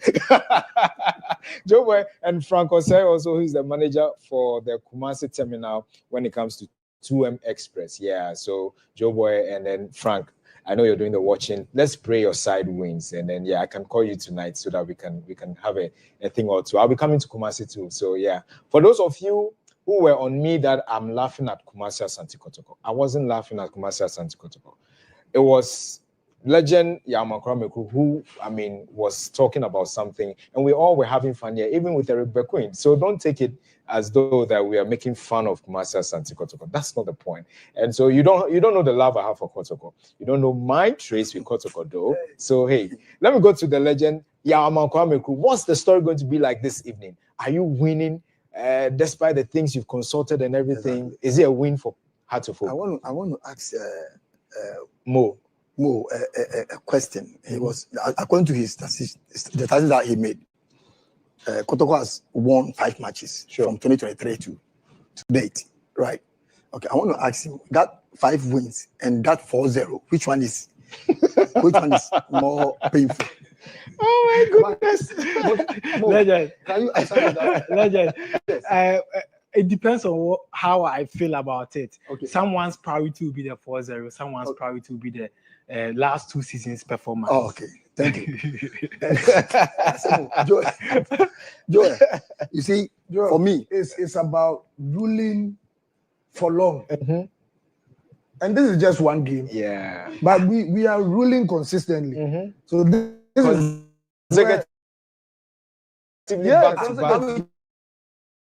talking about you are saying one only one match. 4-0. And then you are not ashamed to talk, and you are, look at how confident Eric is. We have one game. and then we have won 5. No, but it's the holy truth. You see, 4-0. And they're losing like 2-1, like more was saying 2-1, 2-1, 2-1 thing there. I don't think it's that much painful. Joel, you see, for me, today I'm praying that my man, who is Asibe, he will not commit his errors. I'm praying because it has been consistent. It's something, it has been consistent. And that is why I'm saying that this is some of the jobs of the coaches, that you stop the player from committing that error in a game situation. Because he does it in training grounds. He does it. So you have to stop him. So for me, if the player keeps doing the same error, it tells you one, the player is not intelligent. He's not learning enough. He's not learning. Because for you to commit the same error, that it's not an error that can be maybe a result in not maybe losing a match, but always it's resulting in losing a match. It's a very, very difficult thing. So I'm praying that if only Asibe will not commit his thing, then you are carrying the day. Oh, but then you have Ghana's number one. We also praying that Eric, so he can commit the error. So Eric, be patient. Let me run. Ghana's number one. Yeah, he's in post. So let me run through the lineup now for Accra Hearts of Oak. It's Ghana's number one goalkeeper who is in post. We've got Benjamin Asari in post. Amankwa Befi is also starting. Ransford Mensah, as well as Ali Mohammed. And Kevin Osei-Sibe is in there. Abdul Karim, Hussein Mohammed, David Oponga Frani, George Paku, Martin Karikari, and Frank Abura Duku. So this is the starting 11 for Accra Hearts of Oak. We'll be going over to the University of Ghana Sports Stadium pretty shortly, where the kickoff is just about starting. Well, so there you see it. The University of Ghana Stadium is full. Were you expecting this? Look at it. When it's Accra Hearts of Oak, Kumasi Asante Kotoko, when they're even playing at your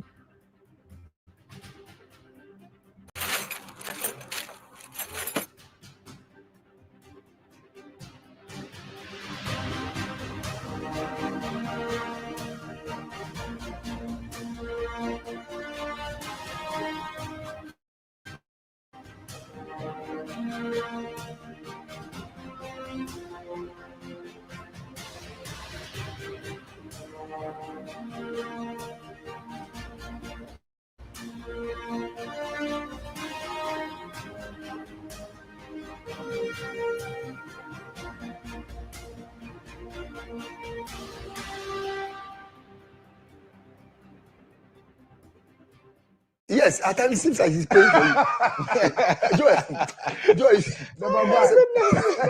Joy, you see, for me, if you have Asibe, for me, Asibe, like I said, I've advocated for this guy to be for a long time. But these errors, it can also be a dent. Sure. You know what I'm saying? For being called to the national team. And two, for me, if Ibrahim, the guy from the centre back for Hearts of Oak, from is it young apostles? Ali Mohammed. Ali Mohammed. Sure. Vision. Yeah. So if Ali and Asibe should have their day, and are able to, which one will not have his day? No, they will have. And so yeah, I'm praying that if these two guys are able to, hold on to Kwame Poku and Albert, I think we are done with it. And so because this Kwame Poku and Albert, they can do some kind of interpositional changes. That's true. You can find Albert at the spear as a spearhead. You can find Poku as a spearhead, and that is very, very, very, very, very dangerous for us. And so for me, I'm praying that we can handle them as well, and then Karikari will do his own thing up front, and then our number one, the whole Ghana, including our president, our excellency, John Dramani Mahama. Benjamin is our number one goalkeeper. You cannot find any player in Kotoko to have that position. It's only Hearts of Oak. Ghana's number one is coming from Hearts of Oak, and that tells you our in our post there, our post we don't have problem. So I'm praying that Karikari and Co, they just bang in the goals, and we are done. I think Mo Shaban wants to tell us something before we go. Mo. Yes, so quick one. I want to share with you the statistics of Didi Dramani. And if you look on the screen, Didi has made a significant impact since joining Heart to Folk, especially in the matches. He's lost to Kotoko. In fact, when he took over Heart to Folk, a few days he had to play Kotoko in the President's Cup. He lost by 2-1. The positives, he scored a goal, 1. Then again, he had a 2-0 win against Heart of Lions Cup and another goal, 3 goals, a clean sheet here. Then against Heart of Lions again in the Gaka top 4, he managed another win, another clean sheet here. If you add the goals, a total of 4 goals scored. Then the last one, he managed a draw against Gold Stars, come back, and then he scored 6 goals in 4 matches as Heart to Folk head coach. Let's look at the number of times he's considered against Kotoko and against Gold Stars. He's considered 3. So in terms of defense, he's building up the team gradually. But you look at Didi Dramani for the lineups, we'll look at them pretty shortly. But then we have Didi Dramani, Abdul Karim Zito. And when Zito took over Kumasa Santi Kotoko, a few games to the FA Cup final, and that was the game against Bekum Chelsea. He won by 1-0 at the TNA Stadium. Then in the final at the University of Ghana Stadium, cemented a 2-1 victory against his opponent. Then from there, he came to win against Heart to Folk in the President's Cup 2-1. So look at the victory in his recent performance, the FA Cup victory, then the President's Cup he won, and so he was doing well. Then in the Toyota Cup, managed a 3-2 win on penalty against Kaiser Chiefs, and that was a good performance in South Africa, and it was the Toyota Cup. Then the fans were expecting Kotoko to keep up performing until their last 2 matches. They are winless. They've conceded a total of 3 goals. They've scored 1, and that is not the results they expect. So let's look at Kotoko's last 3 matches. And so Kotoko's last 3 matches, 1 draw, and then the results are not going as they expect. All right. So Mo, thank you so much for those stats on the 2 coaches. But let's now head to the University of Ghana Sports Stadium and what we've all been waiting for in your various homes, wherever you're watching from on GH1 TV and Go TV, is the Clash of the Titans. They call it here is the Super Clash. Whichever name you want to give it, sit back, relax, and enjoy the first 45 minutes of action between these 2 traditional great clubs, Kumasi Asante Kotoko, Accra Hearts of Folk. What's the story going to be like in the first 45 minutes? Let's enjoy. Watching on G1 TV and listening on Star FM, we are in for a game this evening. From Kumasi, Bantama, Asokwa, Asafo, wherever it is you are watching us from.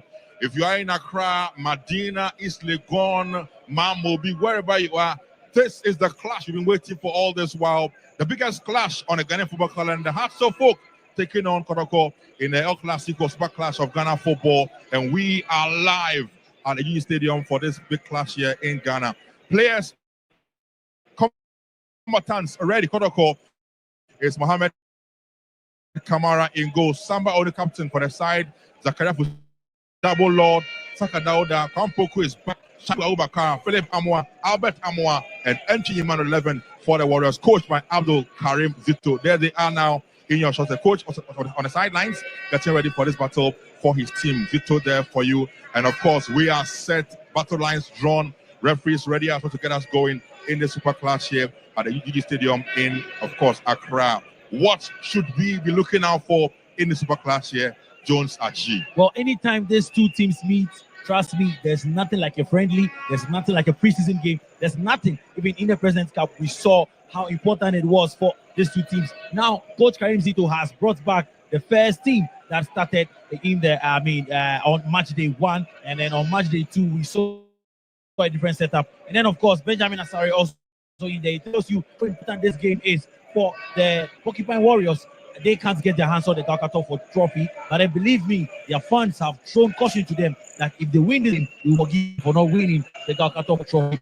They know in this game will put them in pole position to get their hands on the trophy as well. So a lot at stake this evening. And officials on your screens, of course, for the away side, Hearts of Folk, the Phobians, Benjamin Asari in goal, Jao Amankwa Befi, Kelvin Osei SCB, Ali Mohammed, Ransford next at the back four.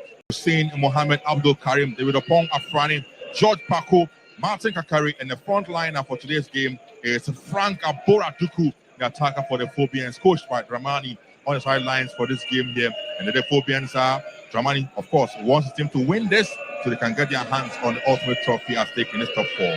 Well, also, don't forget that the likes of Benjamin Asari are back in. We also see Kelvin Osesibe. It tells you how important this game is for the Phobians. Lost in the President's Cup some weeks ago at the Accra Sports Stadium, and Koji Ramani, we've seen some fantastic football with from him and then the lads. So I expect some good football tonight, and Accra folk would want to get their hands on that trophy. As I said earlier, Kotoko would want to support the party for the Phobians. Battle lines drawn, some powder flying up in the skies here at the UG Stadium, and we are also ready live on TH1 TV, live on Star FM. My name again, Benjamin Yamwa, in here in commentary with my colleague Jones Aji, and we are outside. All is set for the Hero encounter here.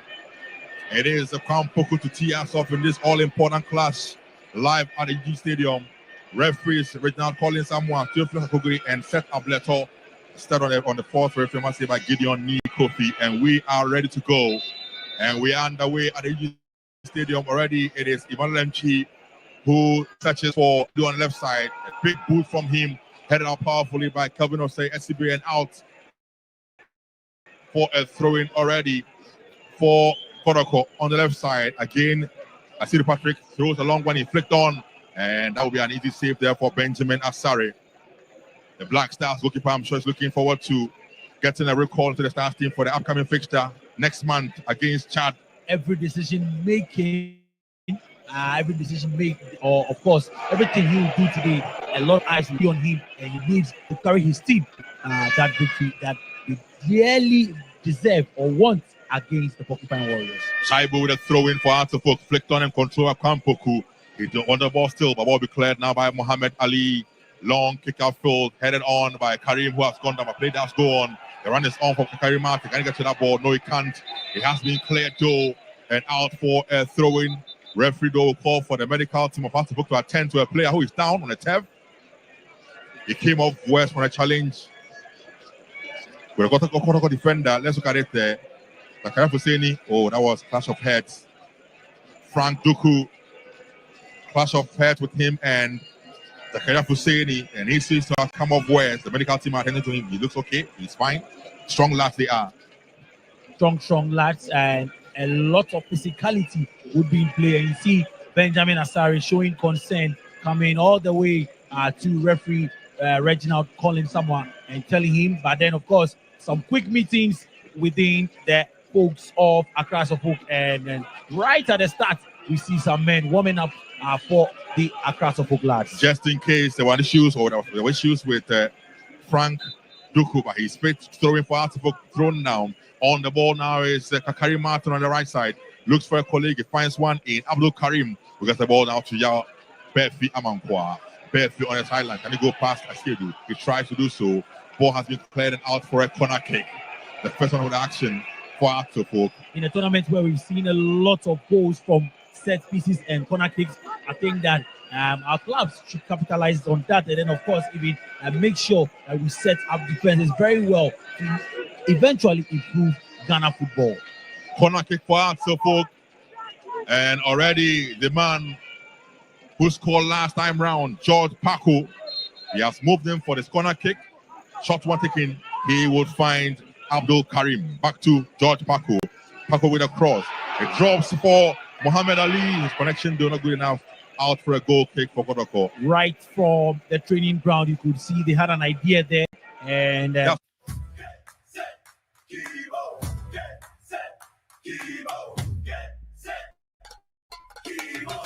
energy plus Gary soaking mix. Choco malt taste. It's on. 3 minutes of action, but the Phobians are back in there. Ransford Mensah, good ball. He finds Frank Duku, but first to that ball was Zakaria Fuseni. Poor pass from Afani. He was looking for his colleague Kakari Martin on the right side. It did not work out though. But Jones, do you know that UG Stadium becomes the 12th stadium to host the Super Clash of Ghana football? We've had some great venues hosting this fixture. this became the 12th venue to host this fixture as well in Ghana football. Awesome work put together by the University of Ghana and the government to make sure that we have such an edifice to, in fact, grow talent, nature talent right here in the University of Ghana. Ball with the Warriors in their own half. Mohamed Kamara controls coolly in his own half. I'm sure he will not be looking out for any of his colleagues giving a very weird back pass like we saw in their first game. Ball with the House of Book team in the midfield now. Abdul Karim controls, rolls one up beautiful at the He locates Amankwa Berfi on the right side. Berfi with a good pass now to Kakari Martin on the right side. Back to Amankwa Berfi. Little options and to go back to Kelvin Osei SCB. Has to focus the ball in their own half. Mohamed Ali. Ali back to midfield now to Opong Afrani. Opong controls, looks for options. To the left side he goes now to Ransford Mensah. Mensah locates his colleague in Mohamed Ali. Ali will look for options. The visitor told now. Spreads to the right side. He finds Amankwa Berfi. On the ball for Arthur. Back to midfield now to Abdul Karim. Karim looks up. Good ball from him now to Paco. Flick the ball on now. It drops. Duku with a chance for Arthur. It's a goal!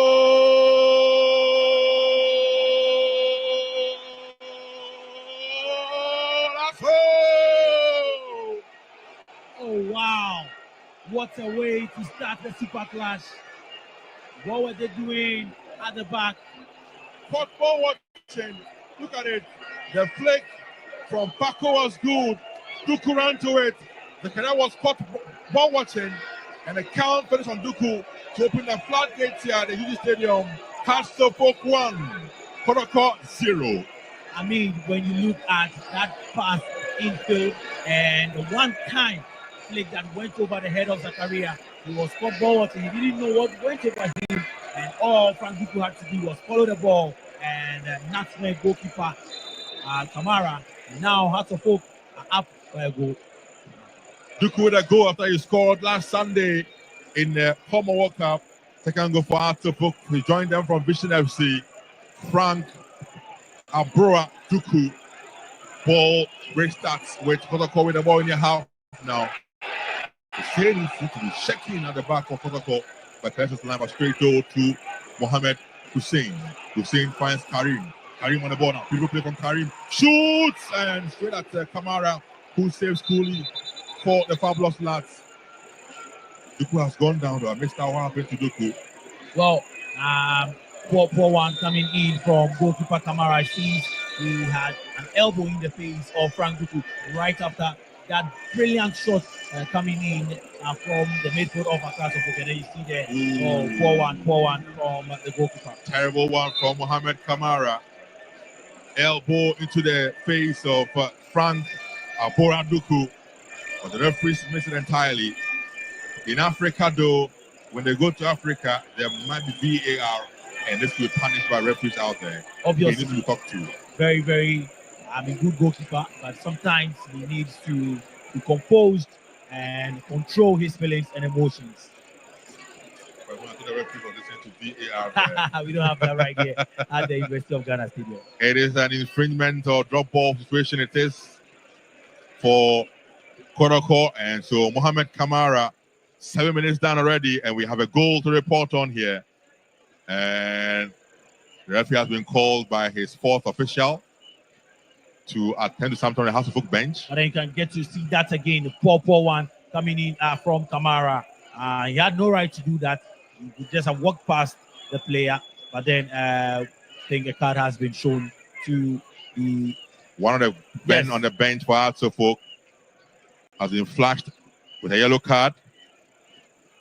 We're not too sure who it is, so we wait for the confirmation. But we know that referee Reginald Amwa has cautioned the bench of Accra Suffolk, who are up by a goal to nothing. Game restarts with Kamara rolling the ball down to captain Samba O'Neal. O'Neal kicks a long one upfield now. Drops to Philip Amwa with his left foot. He goes in for beautifully. Amwa gets the ball to Saka Dauda. Saka on the ball now. In the box he goes. Saka on the ball still. Turns round. He has to go back. He does so. He finds a Seydou Patrick on the ball now. Goes to Aquaman. Cross comes over Seydou. Good one. But headed out by Muhammad Ali. And straight to Philip Amwa. Another cross comes in from him. Flicked on by Albert Kamwa and ball cleared. Ball cleared. And Ball now drops and controlled now by Mohamed Kamara. Kamara finds Hilary Adabo. Adabo back to Samba. Samba finds entry Emmanuel. Pass is good, but blocked there by Hatufuku, attacking already now through Martin Kakari. Good ball to Duku. And Duku left it, but ball cleared by Samba O'Neill. You know, there's one thing about football. When you get a new manager in there is an understanding. You get to, as the games go by, as you grow, you begin to understand. And that is what we are seeing from this Hearts of Oak team. They are playing well up front and enjoying some play. And you could even see when they were warming up, they had some set plays that they were taken through by Coach Masudi Dramani, who now has been shown a yellow card. The yellow card was for Dramani, the coach himself, for Hearts of Oak. Obviously complaining about that elbow from Kamara. Absolutely. Game in session. On the left side, Kotoko now midfield through entry. Emmanuel entry on the ball for Kotoko. He has to find Patrick Asiedu on the left flank. Beautifully done by Asiedu. Gets the ball back to entry. He now finds Saka Dauda. Saka to Asiedu now in space. Cross comes in, a good one. A ball blocked again by Mohamed Ali. Finally headed out by Amankwa Befi. But straight to Saka Dauda for Kotoko. His pass not too good, but fortunately for him, controlled now beautifully by entry Emmanuel, who finds Adabo Hilary midfield to Samba O'Neill. He finds Husseini. Husseini goes for the one-time clearance, but headed back powerfully by Osei Asibe. Back in play, and ball drop Kwampoku. No, he can't get to that ball. Ball cleared. And has to comfortably get located goalkeeper Benjamin Asari. And looks like Opoku is down the turf. He went ahead of the ball and was headed by Ali. There it is. Saka came in. Saka in being there after he got the ball ahead of the defender and now wins a foul for the Porcupine Warriors. You need a goal to, put things level at this time. They need a quick response and they need it now. Quick response from the fabulous lads. Can they do it against their fiercest rivals? Hearts of Oak. It's not been the best of tournament for Kotoko, we must say. Lost to Gold Stars, lost to Heart of Lions, and there they are down under 10 minutes against their rivals, Hearts of Oak. Entry Manuel behind the ball together with Asiedu for this free kick. Asiedu with a good kick. It drops and head on and out for a corner kick. It is for Kotoko. Kotoko are pushing more men to attacking areas now. Instead of the equalizer, can they get it? Can they get a response? As their fans would demand from them this evening. Entry Emmanuel joined by Philip Amoa for this corner kick. Ball comes from entry, good one, and of course headed out. And Samba O'Neill keep it in play. Will he? No, he won't. Outward throw in for Kotoko. Picked up by Samba, who leave it for Asiedu Patrick. Asiedu with a throw in for Kotoko. Into the box now, flicked on, and Asare, as always, supreme, in control. He rolls one down to Paku. Paku trying to go past entry, cannot. Ball cleared, and out he has gone for a throw-in for Hearts of Oak. 12 minutes down in the first half. Hearts of Oak 1. Kotoko 0. Transport Mensa with a throw-in for the Fabulous, or the Phobians. Well, the last time Hearts of Oak beat Kotoko was in 2023 in the Ghana Premier League. Apart from that, Kotoko have beaten Hearts of Oak 2-0. Went on to beat them again 1-0. And then in the latest meeting, ended in a 0-0 draw. So let's see how this one will pan out if Hearts of Oak can master a win against the Porcupine Warriors today. Entry, well, Kakari Martin trying an audacious effort. He saw Kamara off his line, and so Kakari tried to go for the audacious effort, but off target he goes for a goal kick for Kotoko. He had a lot of options there. He could have found any of his colleagues right there. And then Frank Duku is down in pain again. Off the ball incident. I think he needs to be attended to by the medics. He's had some challenges going on him. Duku's in the game. The goal scorer for Kotoko, for Hearts of Oak, sorry. And he's down. So medical team are there to attend to him. 13 minutes of action done in the first half. Hearts of Oak 1. Kotoko 0. Deserving lead if you ask me. Yeah, I mean, it's the right way to start. And then you see again, what happened to the man there? He tried stretched for the ball, but obviously maybe pulled some muscles there.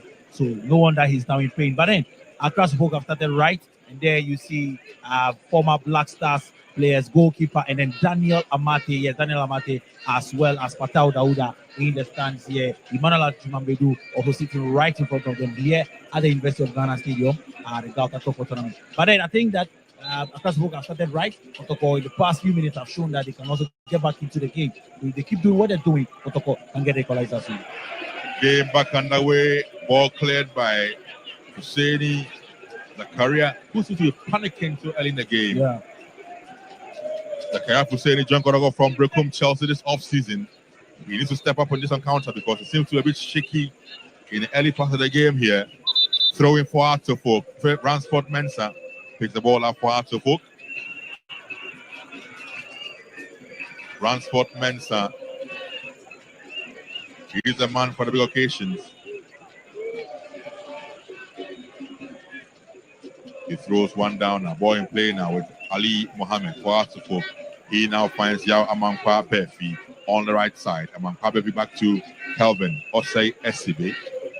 No nonsense defender who joined half from Karela. It's Esibe with a long kick field now. And it drops. Controlled there by the goal scorer Duku. His pass though is poor. Straight Kotoko, who of course will win a free kick for an infringement on Dawud Saka, who's not happy, man. He's not happy at all. Dawud Saka, and a yellow card flashed to Yao Amankwa Befi. Going into the referee's books for that tackle on Saka Dauda.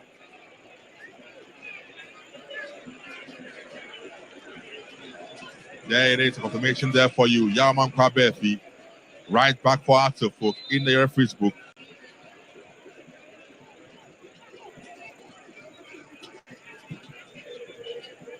Let's see, with a long kick, looking for the run of Poku Kwame. It drops though and cleared by Apon Afani. Looking for the run of Duku. Ball drops, and again the career touches that ball. Gets it back to his goalkeeper, Mohamed Kamara. They need to be calm in defense. Kotoko, they just need to be calm in defense. Obviously, they want to pass out from the back and need to be calm. And calmness again from the goalkeeper and then Adabo there. Zakaria Hussein on the ball now for Kotoko. His pass again poor. You can see what they're trying to do. They want to draw Artofok out and then leave some spaces in midfield. But in doing that, they would also play into the hands of Akasbook, who are pressing very high, leaving no spaces. In fact, you see that anytime a defender of Kotoko has the ball from a goal kick, they press 1v1. And so no space is left behind, or no man is left unattended to. And it makes it difficult for Kotoko to play out from the back. Two coaches on the bench, Karen Zito and of course Ramani, working their men into action in this game. Ramani, don't forget, an ex-Kotoko coach himself and an ex-national team coach. Same for Karen Zito as well. Long ball to the Kotoko half, controlled there now by the cross comes in from Ransford Mensah. 4-1 cleared by the Fabulous team. On the ball now is Albert Amwa.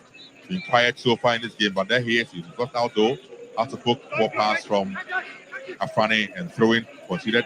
So throwing for Kotoko, picked up by Shaibu Yakubu Abubakar. Shaibu with the ball, throwing it is, and Coach Hamza are being already on the sidelines. He's demanding more from his players. Long one from Shaibu, headed though by Ransford Mensah. Poor kick there from Karim Abdul, and out for a throw-in for Kotoko again. Shaibu, he throws one, shot one though, now to entry. And this connection was poor, and referee has blown though for an infringement in favor of Emmanuel MP and Kotoko. Throwing is throwing. Again, a poor one from Shaibu. Only locating Afani, ball now for Kotoko. Can he go past this man? He does so. Hillary still looking for the run of Siebu. Ball cleared and out for a corner kick for Kotoko. Go quickly by Kotoko. It's still on the ball now. Cross will come in. Only 3 men in the box though, and it drops to nobody in particular. Will be cleared by George Paku for Hatsoko. Paku on the ball still. Paku locates his man. And Ransford Mensah with the clearance coming in for Hatsoko. Ball drops and now controlled by Asiedu. Challenged there by Sakari, and so straight he has to go to goalkeeper Kamara Mohammed, who now finds Husseini to Shaibu on the right side. Shaibu on the ball line, goes in full now. Options plenty. Chose the wrong option. Fortunately for him though, referee has given him a foul for his efforts. I mean, Shaibu been very, very interesting. One of the men who just joined the Kotoko team. And in this Gaka Top 4 tournament, he's done so well. One attribute of him is his ability to carry the ball from his defensive areas and move up front. And referee has blown for an infringement against Kampuk, who was very down on goal. It seems to have come off his arm. Yeah, so referee has whistled for an infringement against Kampuk, who controlled the ball with his arm. And he seems to be looking at the arm and blaming the arm that why did he touch the ball? Free kick for Artefok and Benjamin Asare. He is the man. He go for the Phobians. Long ball from him. Headed back interestingly by Duku. His own mate. Ball drops. Ransford gets the ball for Artefok. He now finds Hussein. Hussein Mohammed spreads play beautifully. Looking for Mamka Befi. Befi on the ball now. Control the ball and keep the ball in play. He finds Abdul Karim. He made full for Artefok. Karim on the ball. Yeah, he does go back beautifully. Finds Asibe. Back to Karim. He rolls one down. Two upon Afrani. Afrani now finds Ransford Mensah on the left side of defense. Ball won by Enchido for Kotoko.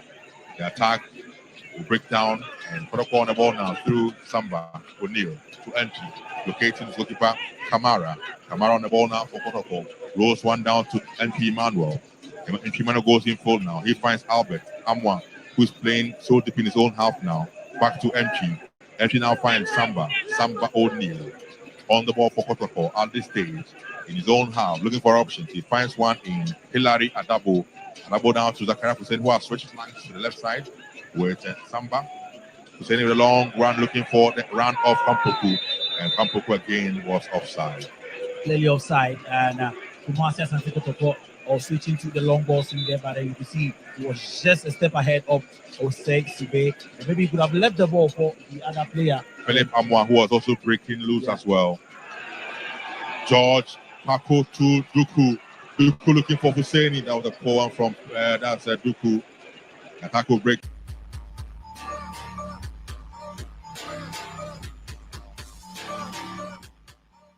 Benjamin Asare saving that coolly for Hartlepool. Of course, Hartlepool will send men forward, but then when they do send men forward, there will be the spaces left behind, and you see that was where Albert Amma was operating in, and that he had that chance, but then he couldn't find. Kakari Martin the ball 9 in the box. Kakari shoots, and oh my God, oh my word, a poor one from Kakari Martin. The idea was good, execution terrible. I don't know if it was a goal, but that was scored this weekend.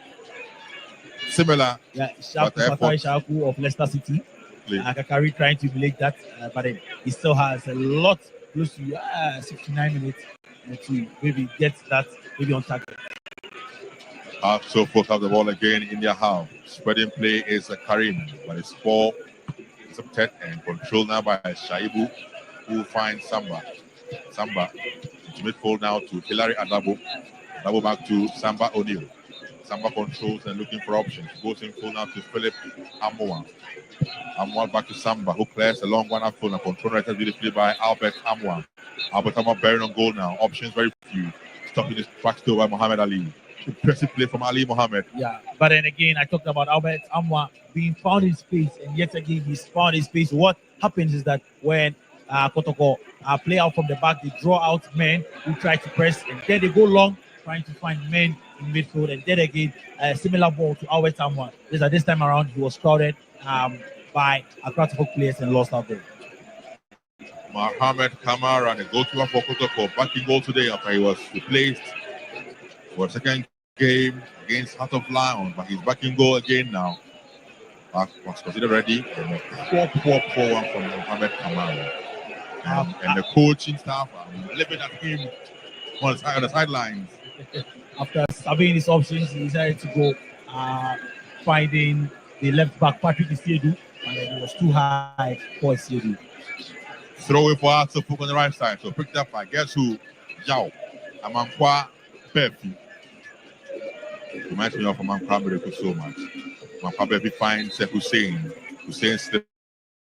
So ball has gone out of touch for a throwing for Kotoko. On the left side, Patrick Asiedu. Asiedu controls and throws one in. Ball headed by Amankwa and back in by Entry. Finds Kotoko now to Philip Amwa. Amwa finds Entry. The pass was difficult, but controlled it and they lost out though. On the ball up upon Afran. He finds Muhammad Ali, who now finds Abdul Karim. Karim beautiful pass from him. Oh, this is strong. Looking for the run of either Duku or Kakari Martin.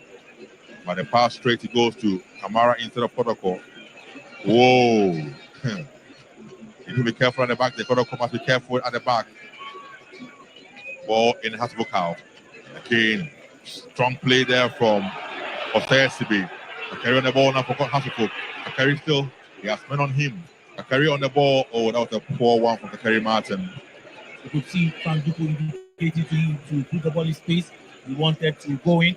I mean, with what the play he's had the past few days, you can't blame him for that. He wanted to take the play on, but then could defend it from Tomasias and Kotoko.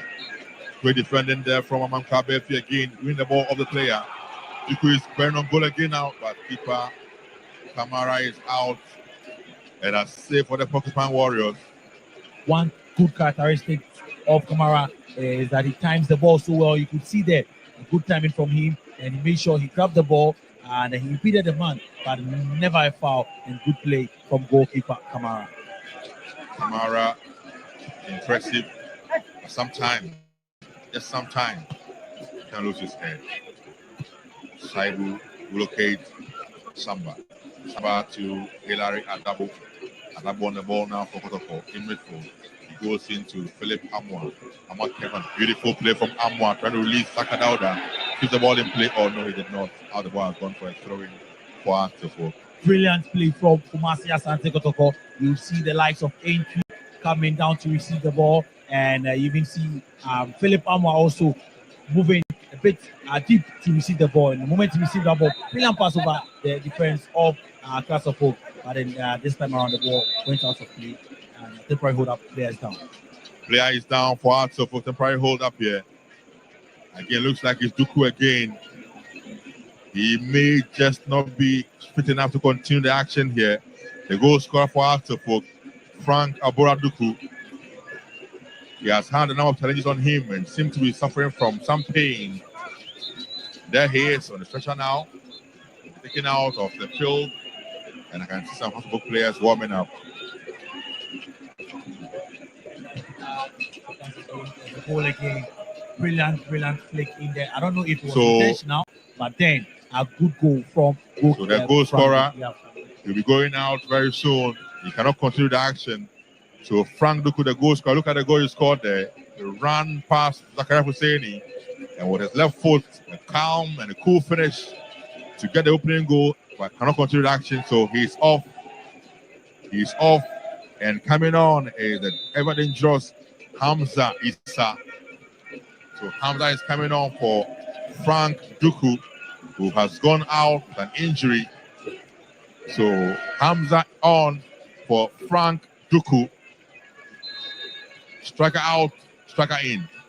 Well, I think that very sad one for him not to be able to continue. He's been lively, especially ever since he joined the Phobians. He's shown why they paid so much money for him. Well, we don't know how much he paid for him, but then I think he's done so well, especially in the games that he's played so far.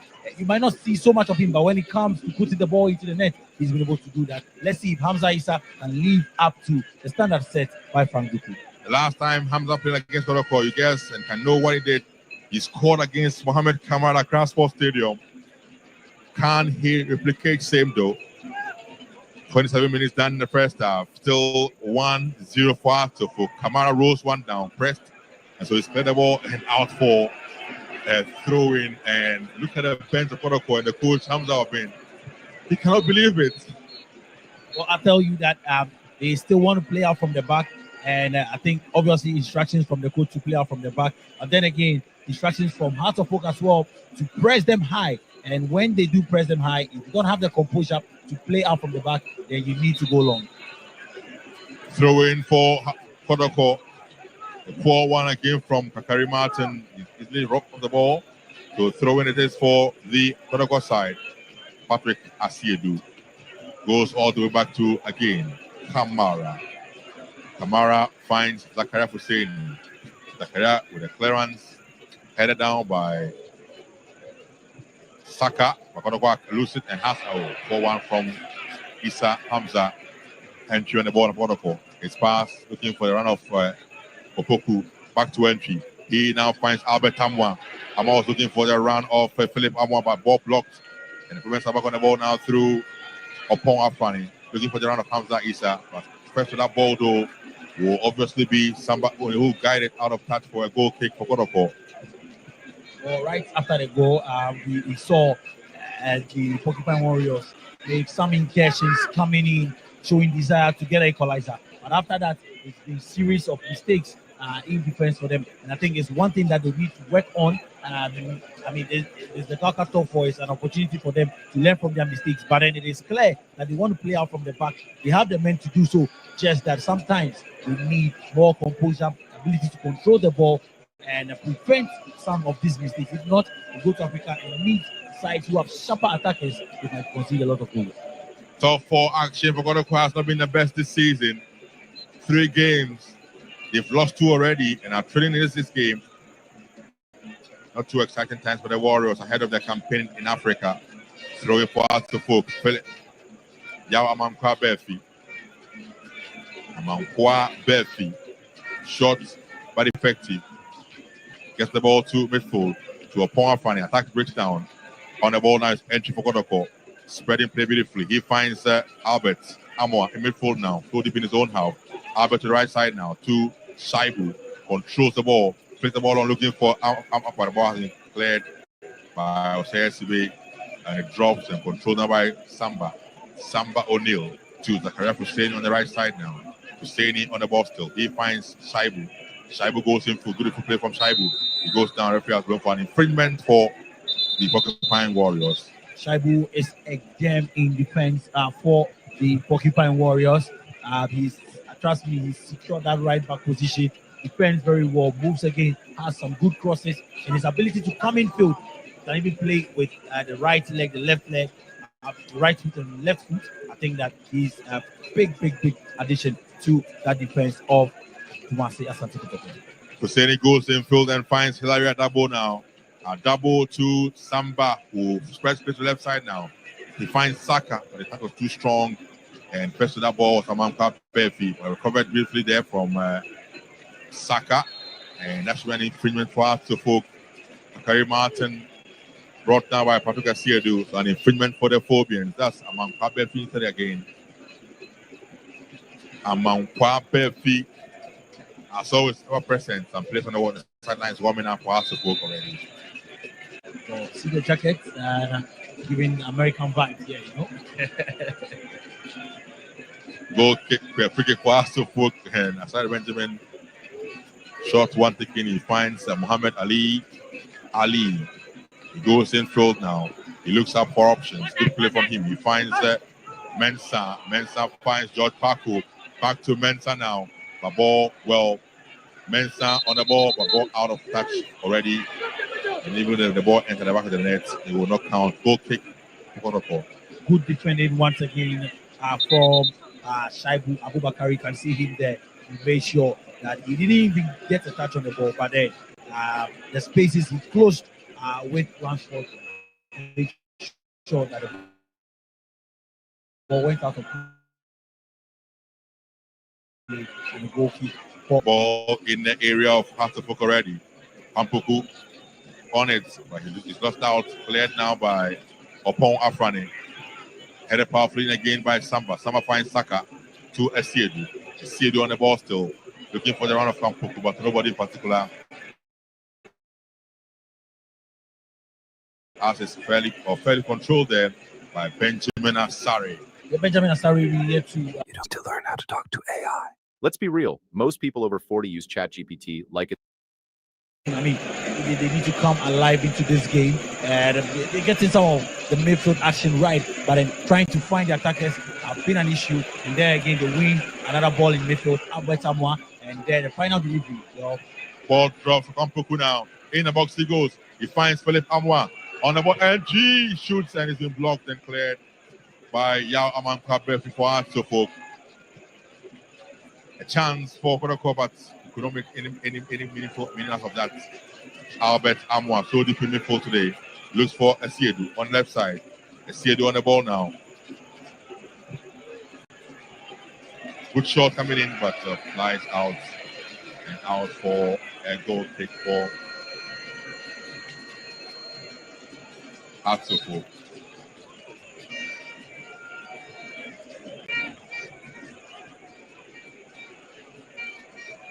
Mohammed Ali rolls one down to Osei SCB. Osei SCB on the ball for Kotoko. He goes into and finds his man. That's Hamza Issa. Beautiful tackle from entry. The referee has blown for an infringement. Not a beautiful one according to referee Reginald. Absolutely. It looks good in my eyes. There it is. Well, it was a bit hard. Yeah, he went to the player. He obviously got the ball, but they had to go to the player. Top there. Yeah. The right cover by the referee. Reginald Collins Amwa getting it right on the occasion. Free kick for Kotoko. And as always, you would see the man, Ransford Mensah around. He's a man for free kicks and corner kicks. Good Paco. Mensah with a long into the box now. Head, the ball drops and quickly saved there by Kamara Mohammed, who goes down now to Philip Amo. Amo on the ball now. His pass is good. Entry gets to the ball first now. For what I call Entry on the ball now. Cross comes in from Entry. Too long across, too strong across, and out for a throw in. Poor one from Iman Entry. Well, I mean, you could see the idea there. He wanted to send it in and find Saka Dauda, but then he overhit it and he went out of play. But then for me, I feel that he could have had other options right from when the ball got to him. He could have lifted his head and then gave a one-time pass, but this time his decision making was a poor one. I'm sure you saw it. I can't say it. Well, it's all the fancy. Yes, football.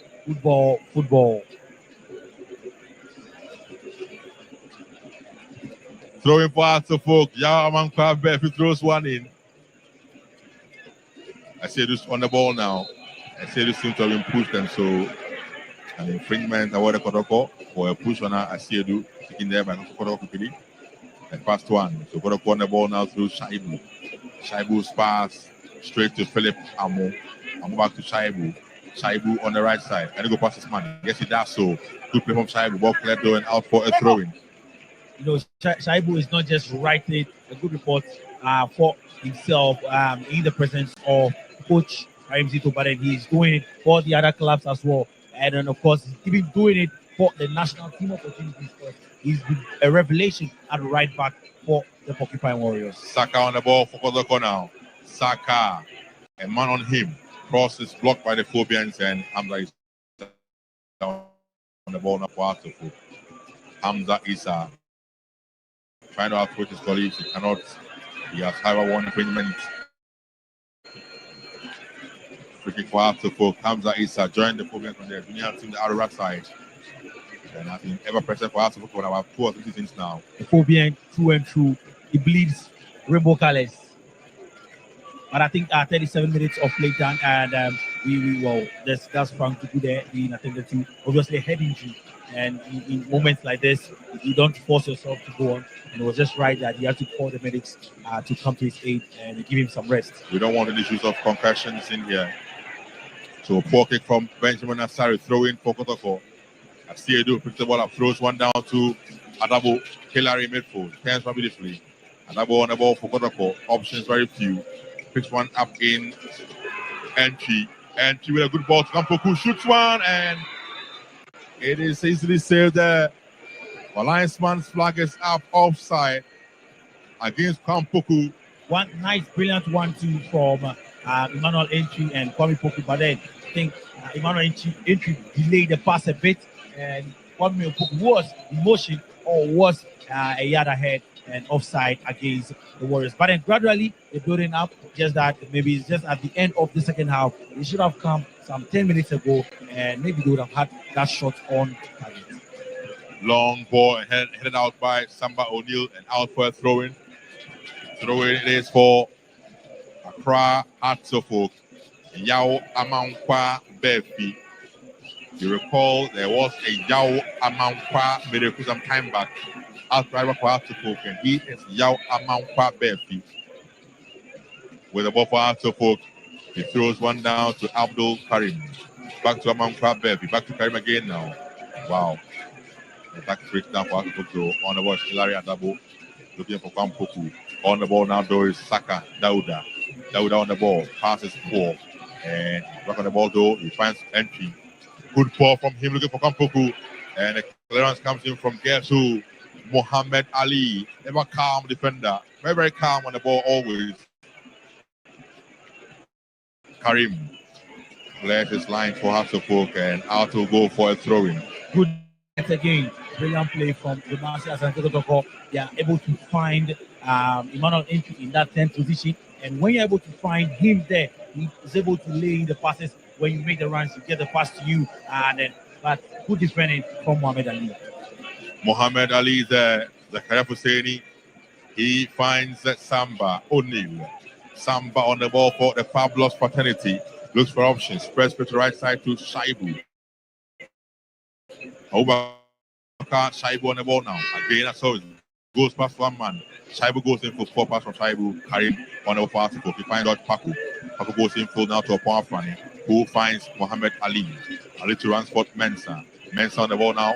Goes in full again now. Good play from Mensah. Leaving his money in his tracks. 4 passes from him though. Attack breaks down. On the ball now is Adabo. Kotoko. He has to go back. He does so. Hilary on the ball still. Taking his time on the ball. He now finds Zakaria Husseini.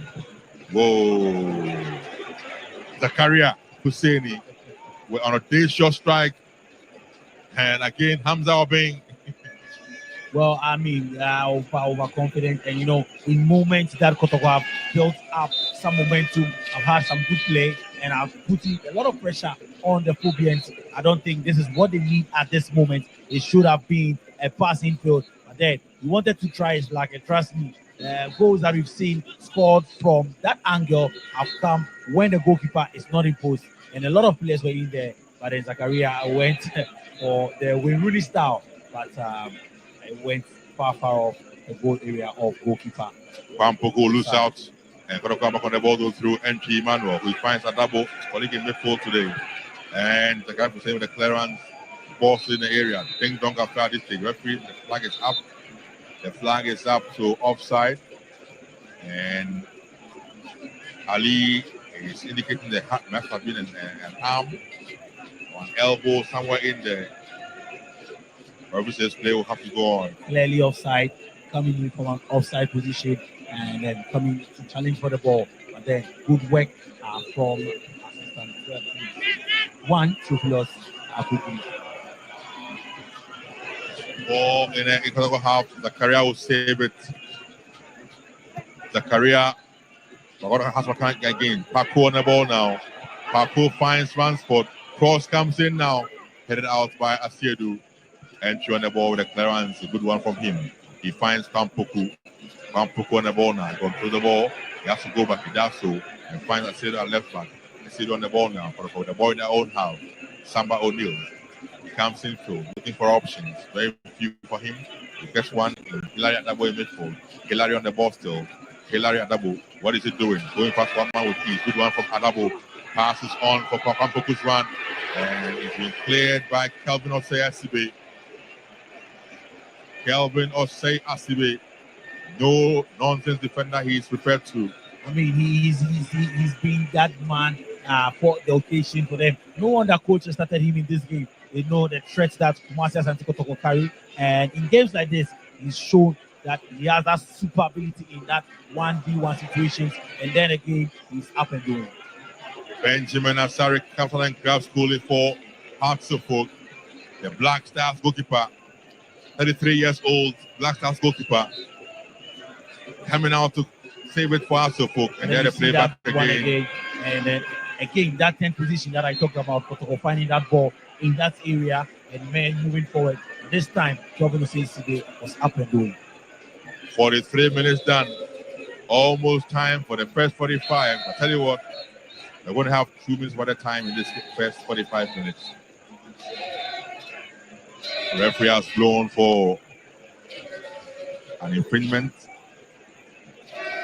For Atobuk, SCB finds Muhammad Ali. And begins to fall in love with that partnership of SCB and Muhammad Ali for Atobuk. Rafford up Mensah. Good ball from him to Hussein. Flick the ball on, but nobody in particular. As Kamara is out to save his goalie for Kotoko. For me, I think that the new parent, new player Muhammad Ali, and a lot of Hatterhook fans have been talking about that. Well, I mean, a lot of tests ahead of them. Let's see if they can handle. But then it's still early days yet. Kotoko can still come back strongly into this game. We've seen them in the President's Cup, the first half. They played very well. Hatterhook were up ahead. Second half, they do well. A lot of conversation was going at halftime. Team talk from Abdul Karim Zito, because they've done it against the Phobians before and they can do it again. But so far, that's been a good game from both sides. Both sides have played aggressively. The last time the two teams met, the pattern was similar. Has scored the first goal in the first half. And from races, but came in, scored 2 more goals in 2 minutes, and the game ended 2-1 at Accra Sports Stadium. 44 minutes played, almost 45. Has lead 1-0 against Kotoko. In midfield, on the ball is Hussein. Good ball from him, releasing Kakari Martin on the right side. Kakari on the ball now for Kotoko. Fasifuk goes past one man. He has to go back. He does so. He finds Afrani, who now finds Karim. Can't really flee. Afrani gets the ball to Paco. Afrani with a chance. Afrani still. What is he doing? Hussein with a shot, and it misses the post by 7 inches from Mohammed Hussein. Abdul Karim with a good turn. Paco got the ball back to him, and the pass from Karim again. Hussein with a shot, just flying past the upright.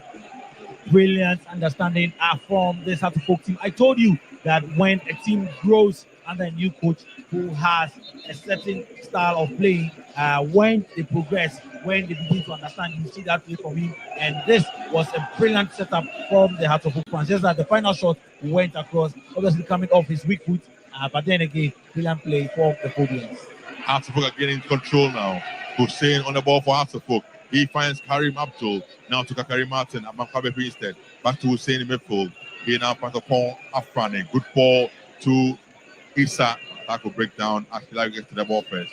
Hillary finds Saka to Entry. Entry looking for options and clearly offside against Albert Amwa. Clearly offside. He was offside. Looking at the yards offside. Yes, but then that's what happens when you're desperate to get an equalizer. So 46 approaching 47, and after the referee will blow in anytime from now. After book lead 1-0 against Kotoko. Ball switch to the right side, but player has to come back on the ball now. Clarence comes in from Hillary Adabo, outwell throwing for Hatterhook. And referee Reginald Collins Amoa has blown for the end of the first 45 minutes. And the flag will fly high. Yellow, the rainbow colors will fly high.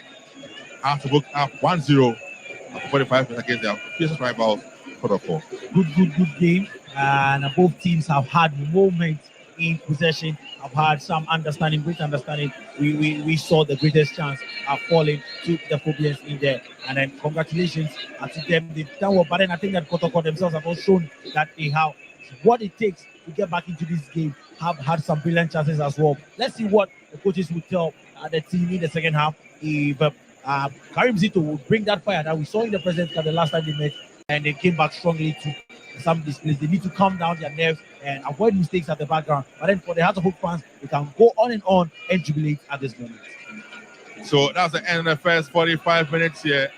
Hatterhook 1, Kotoko 0. Goal scored by Frank Abora Duku. We'll be back in the next 15 or so minutes.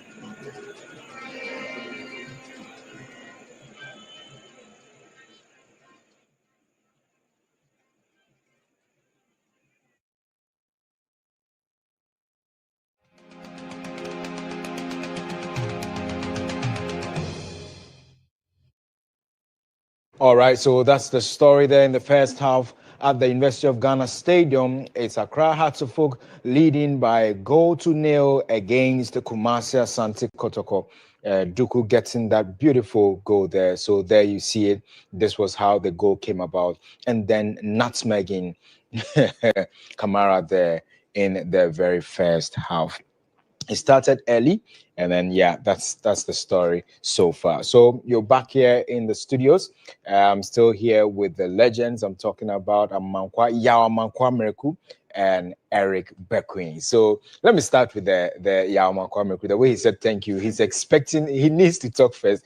But Eric Bequin says the first half the Omama Musaso, but it's not over yet. That's the story. Anyway, Amankwa, expecting this in the first half? Yes, the expectation is very high, and the players has also awarded that kind of space. One, indecision, communication, and organization, concentration as well. That is what House of Folk use that opportunity to punish Kotoko. Yeah, because looking at the centre backs, they should have communicated. I'm going, or I'm staying, or let me have that, a challenge.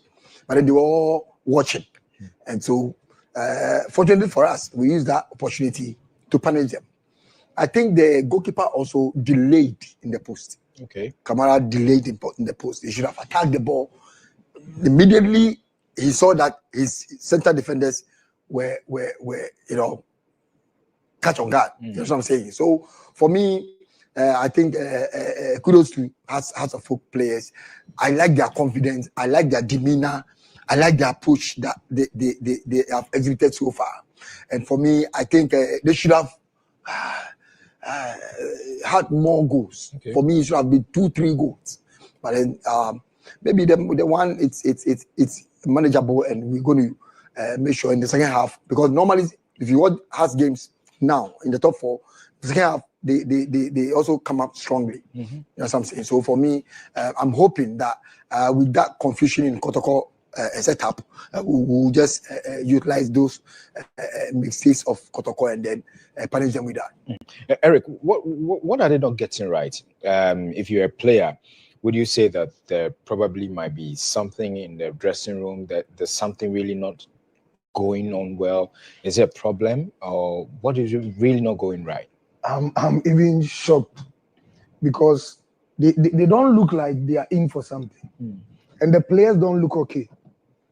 That was what I was telling behind the scenes, that they don't look okay for me, and defenders are afraid to take responsibilities. Because the ball that fell at their back, he should have even done something to the ball before even getting to Kamara. Yeah. You see, but it caught them watching. So it's hard time. Kotoko players should know the team that they are playing, and especially the velocity of this kind of magnitude of these games. You don't have any excuse. But per what they are playing, they can't even initiate 5 passes. 5 passes, they can't. So what are you in there for? Look at the composure of the Accra Folk attacking line. The last chance that came, that is it Hamza or the small boy, the shot that he played. You can see that they are playing to a certain pattern of the coach. Scientifically, practically, everything is working for us of Folk. We should have even considered more. We should have considered more. This was very early in the game. Yeah, and they are not organized like the way Amankwa is. So Has is taking that advantage of them being not organized. And that is what the punishment is coming from. I think that the attacker was quick. Duku was very quick to the ball. Very quick. I think, but then there's one thing that he did, and then seriously, I'm just disappointed for you to have a knock on your head and then still you chose to sit down. It's very unfortunate. You see, I don't know why today's play they don't have that sacrificial kind of mindset. But I think he sacrificed a lot, because after the collision, he still played to get the goal before he came out. No. It was after. No, it was after the goal. No, it was after the goal. No. It happened before.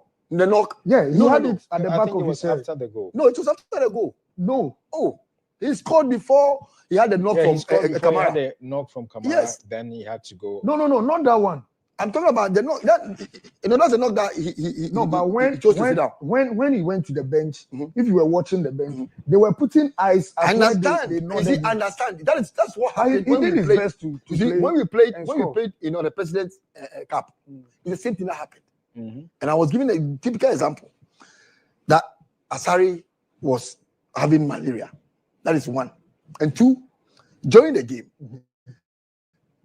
they said he had an arm, whatever. And then he also just sit down. That cap to Kotoko. We lost the match. First of all, from camp. Immediately, Asari is not in our post. We have problem.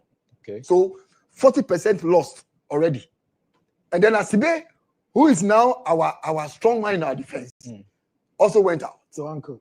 Exactly. Which is your nephew as well. so imagine. And then Asibe also went out. So 70% lost. Yeah. And immediately, those that I was watching the match with, I told them, you have a problem.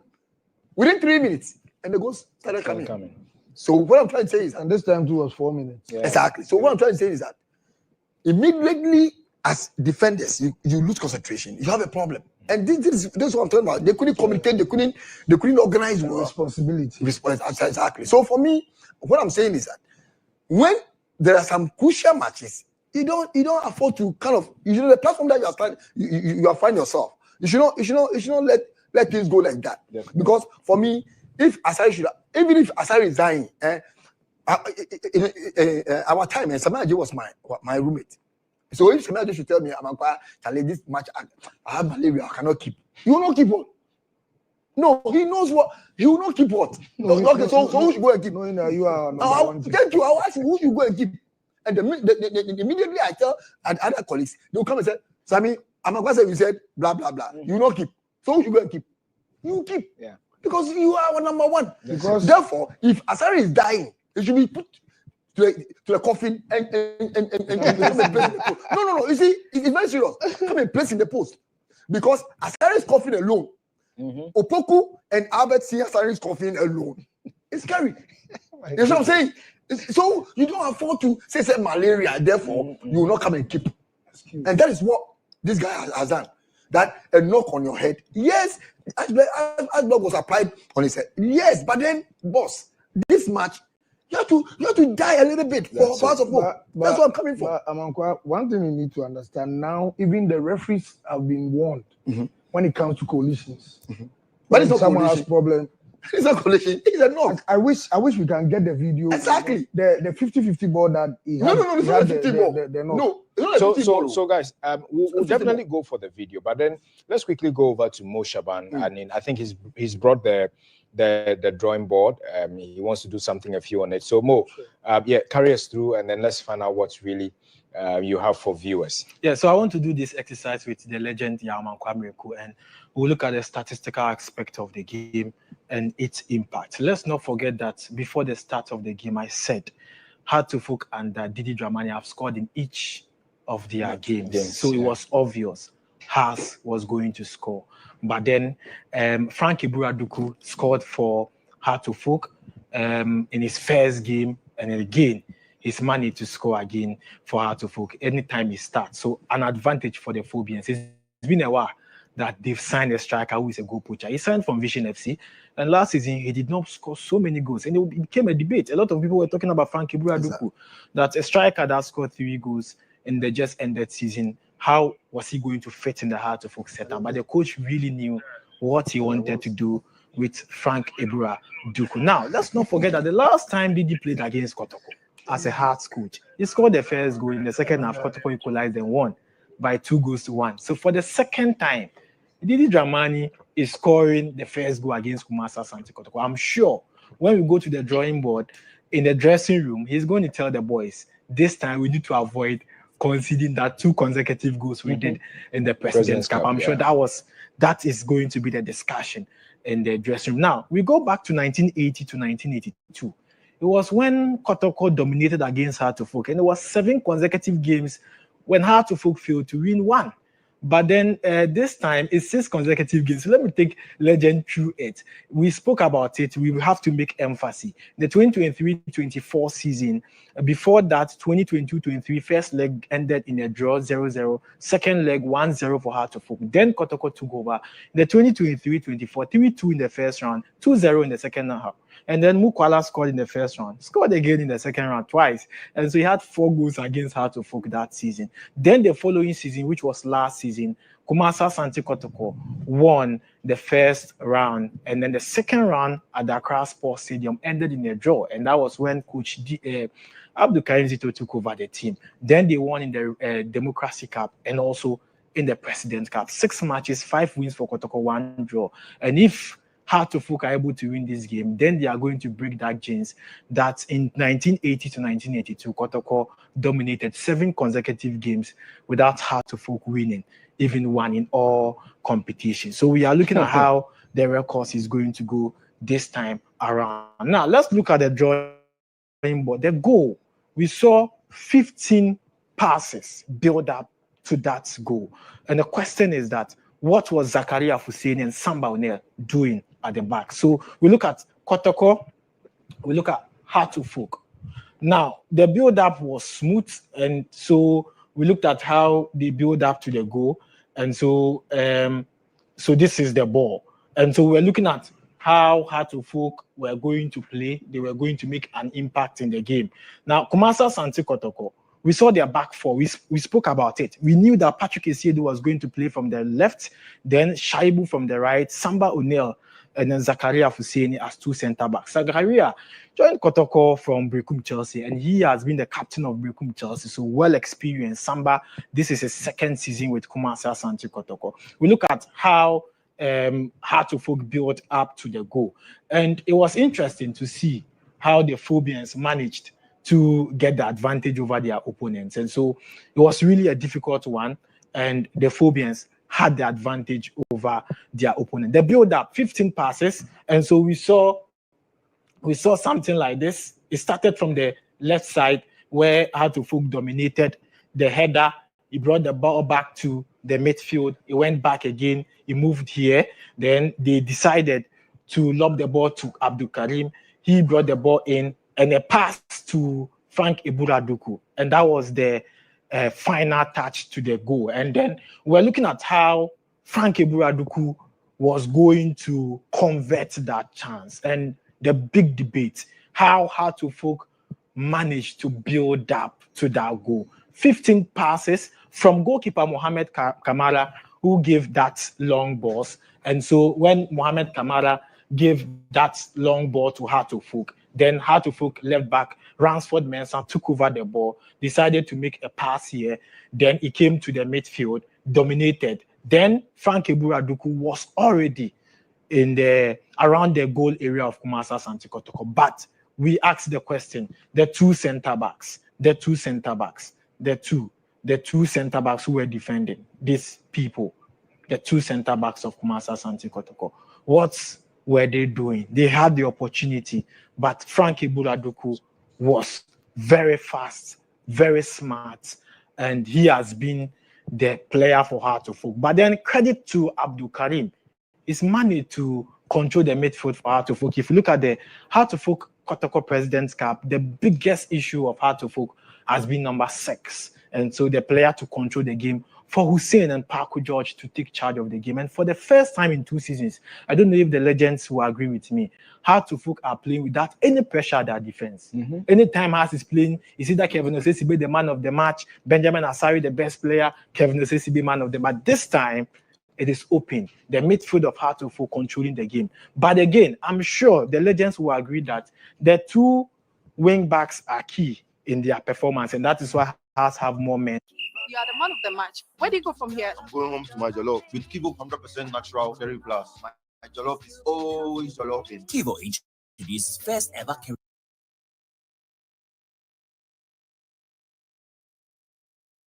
analysis. On GH1, and we are underway. Benjamin Asari straight into action. Clears a long one into the corner of a half, headed on by Shaibu. And he will clear it, and out the house, going for a throw-in. Kotoko down or trail Habsburg 1-0 from the first 45 minutes. Question though is, can the Warriors bounce back, or will the Phobians carry on and win this game here at the UG Stadium? Well, in their past games, especially in the Ghana Premier League, Kotoko have shown to be one of the teams who have emerged as a comeback team. And in recent times, especially even they did it against the Phobians. So if it is about the ability, yes, they have the ability to do it, but then the composure and at what time can they do it? That would be our question. So let's see how it goes out. But then for now, Hearts of Oak have started right on the high foot and win a free kick right in the half of the Porcupine Warriors. Free kick for Hearts of Oak. And it came from a push like you saw from Emmanuel Entry in your shots. And Henry Kamara Mohammed will get his wall ready for this free kick. A three-man wall being formed by Kamara, Saka, Asiedu, and Entry. The human wall formed. And behind the ball for Hearts of Oak is two men. Kakari with a chip. Good one. Chance for Hearts of Oak. That was a chance for Sibe.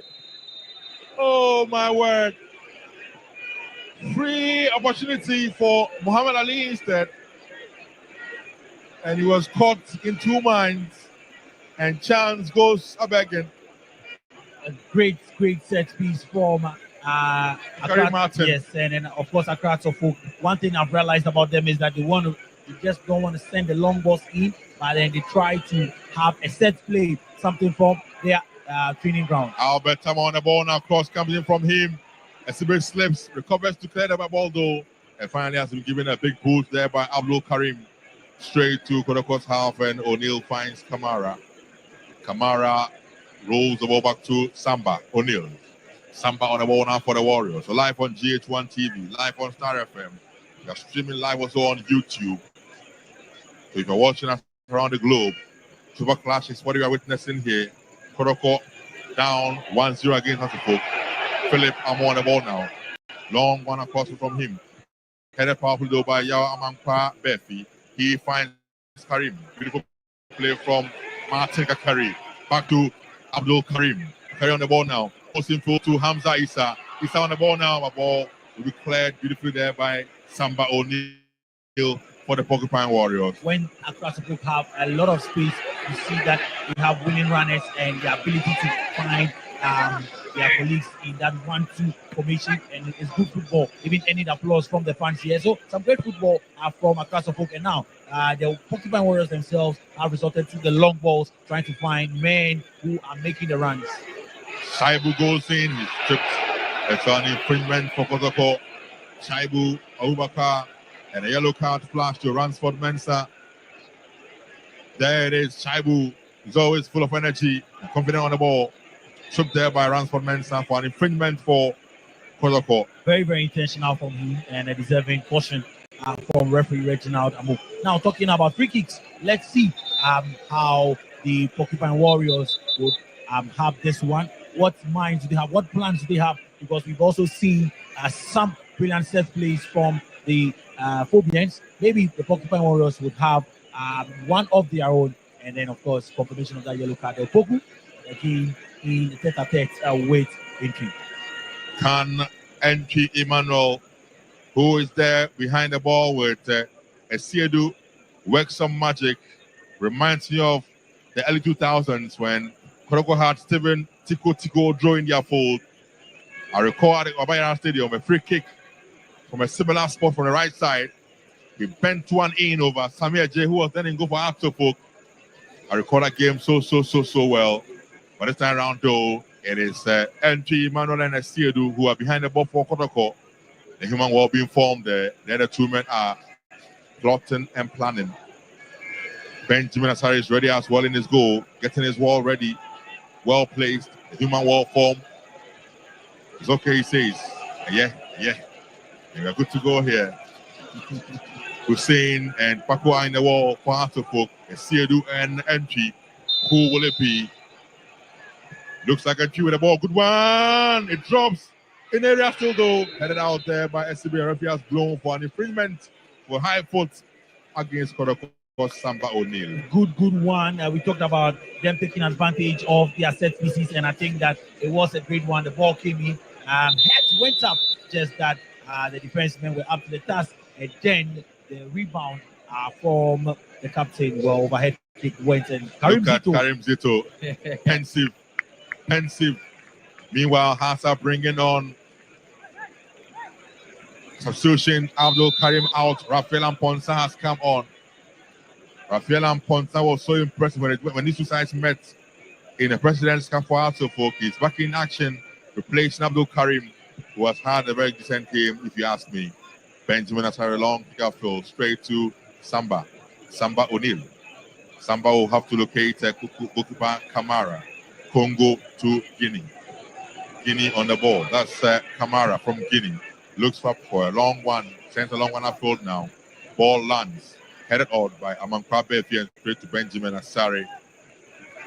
Benjamin Asare, the Black Stars #1 goalkeeper, 33 years old. He rolls one down.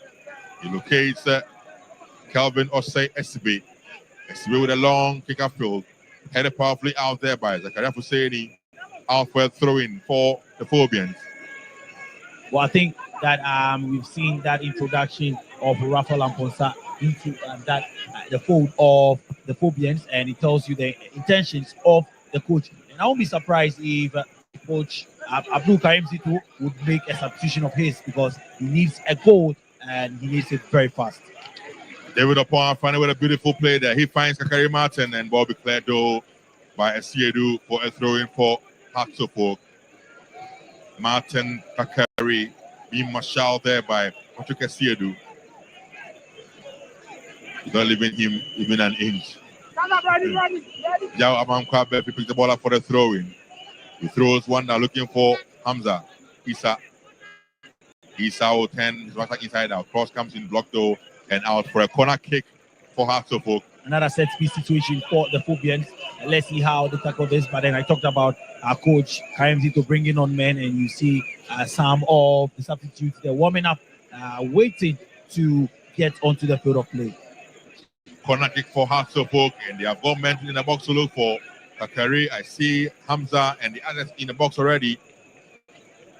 And I see Opon Afane with Osei Sibi also in the box for Hearts of Oak. Can they work some magic? And the referee will have a word or two with a few players. Karim Martin, the goalkeeper, Kamara. George Paku behind the ball for Hearts of Oak. Paku George. On the corner duties for Hearts of Oak.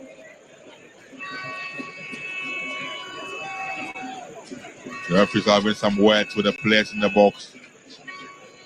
So he has called Philip Amo, having a few words with him as he's marshalling upon. Goes in now. Good one from Paco. It drops and referee says play should go on. Ball now with Rafael Amponsa. Cross comes in from him. Ball's headed on. A chance for Hearts of Oak. What a save there from Kamara. The shot from Karim Martin. It was a half volley and a brilliant save from Kamara. Look at it again. And then crossing the box for Rafael Amponsa, and after it was flipped on, well, it felt to me it was just right, and then he hit it, and a brilliant goalkeeping from Kamara. Good positioning, and it was right there to keep the score at 1-0. Corner kick for Hearts of Oak again. Yeah, pushing for the second goal in this encounter. And Paco came with delivery, good one, and headed out by Samba O'Neill. Flicked on again by Kotoko, and the shot comes in, but that will be wasteful as out has gone for a goal kick to Kotoko. That was Yao Amankwa Befi with that final shot.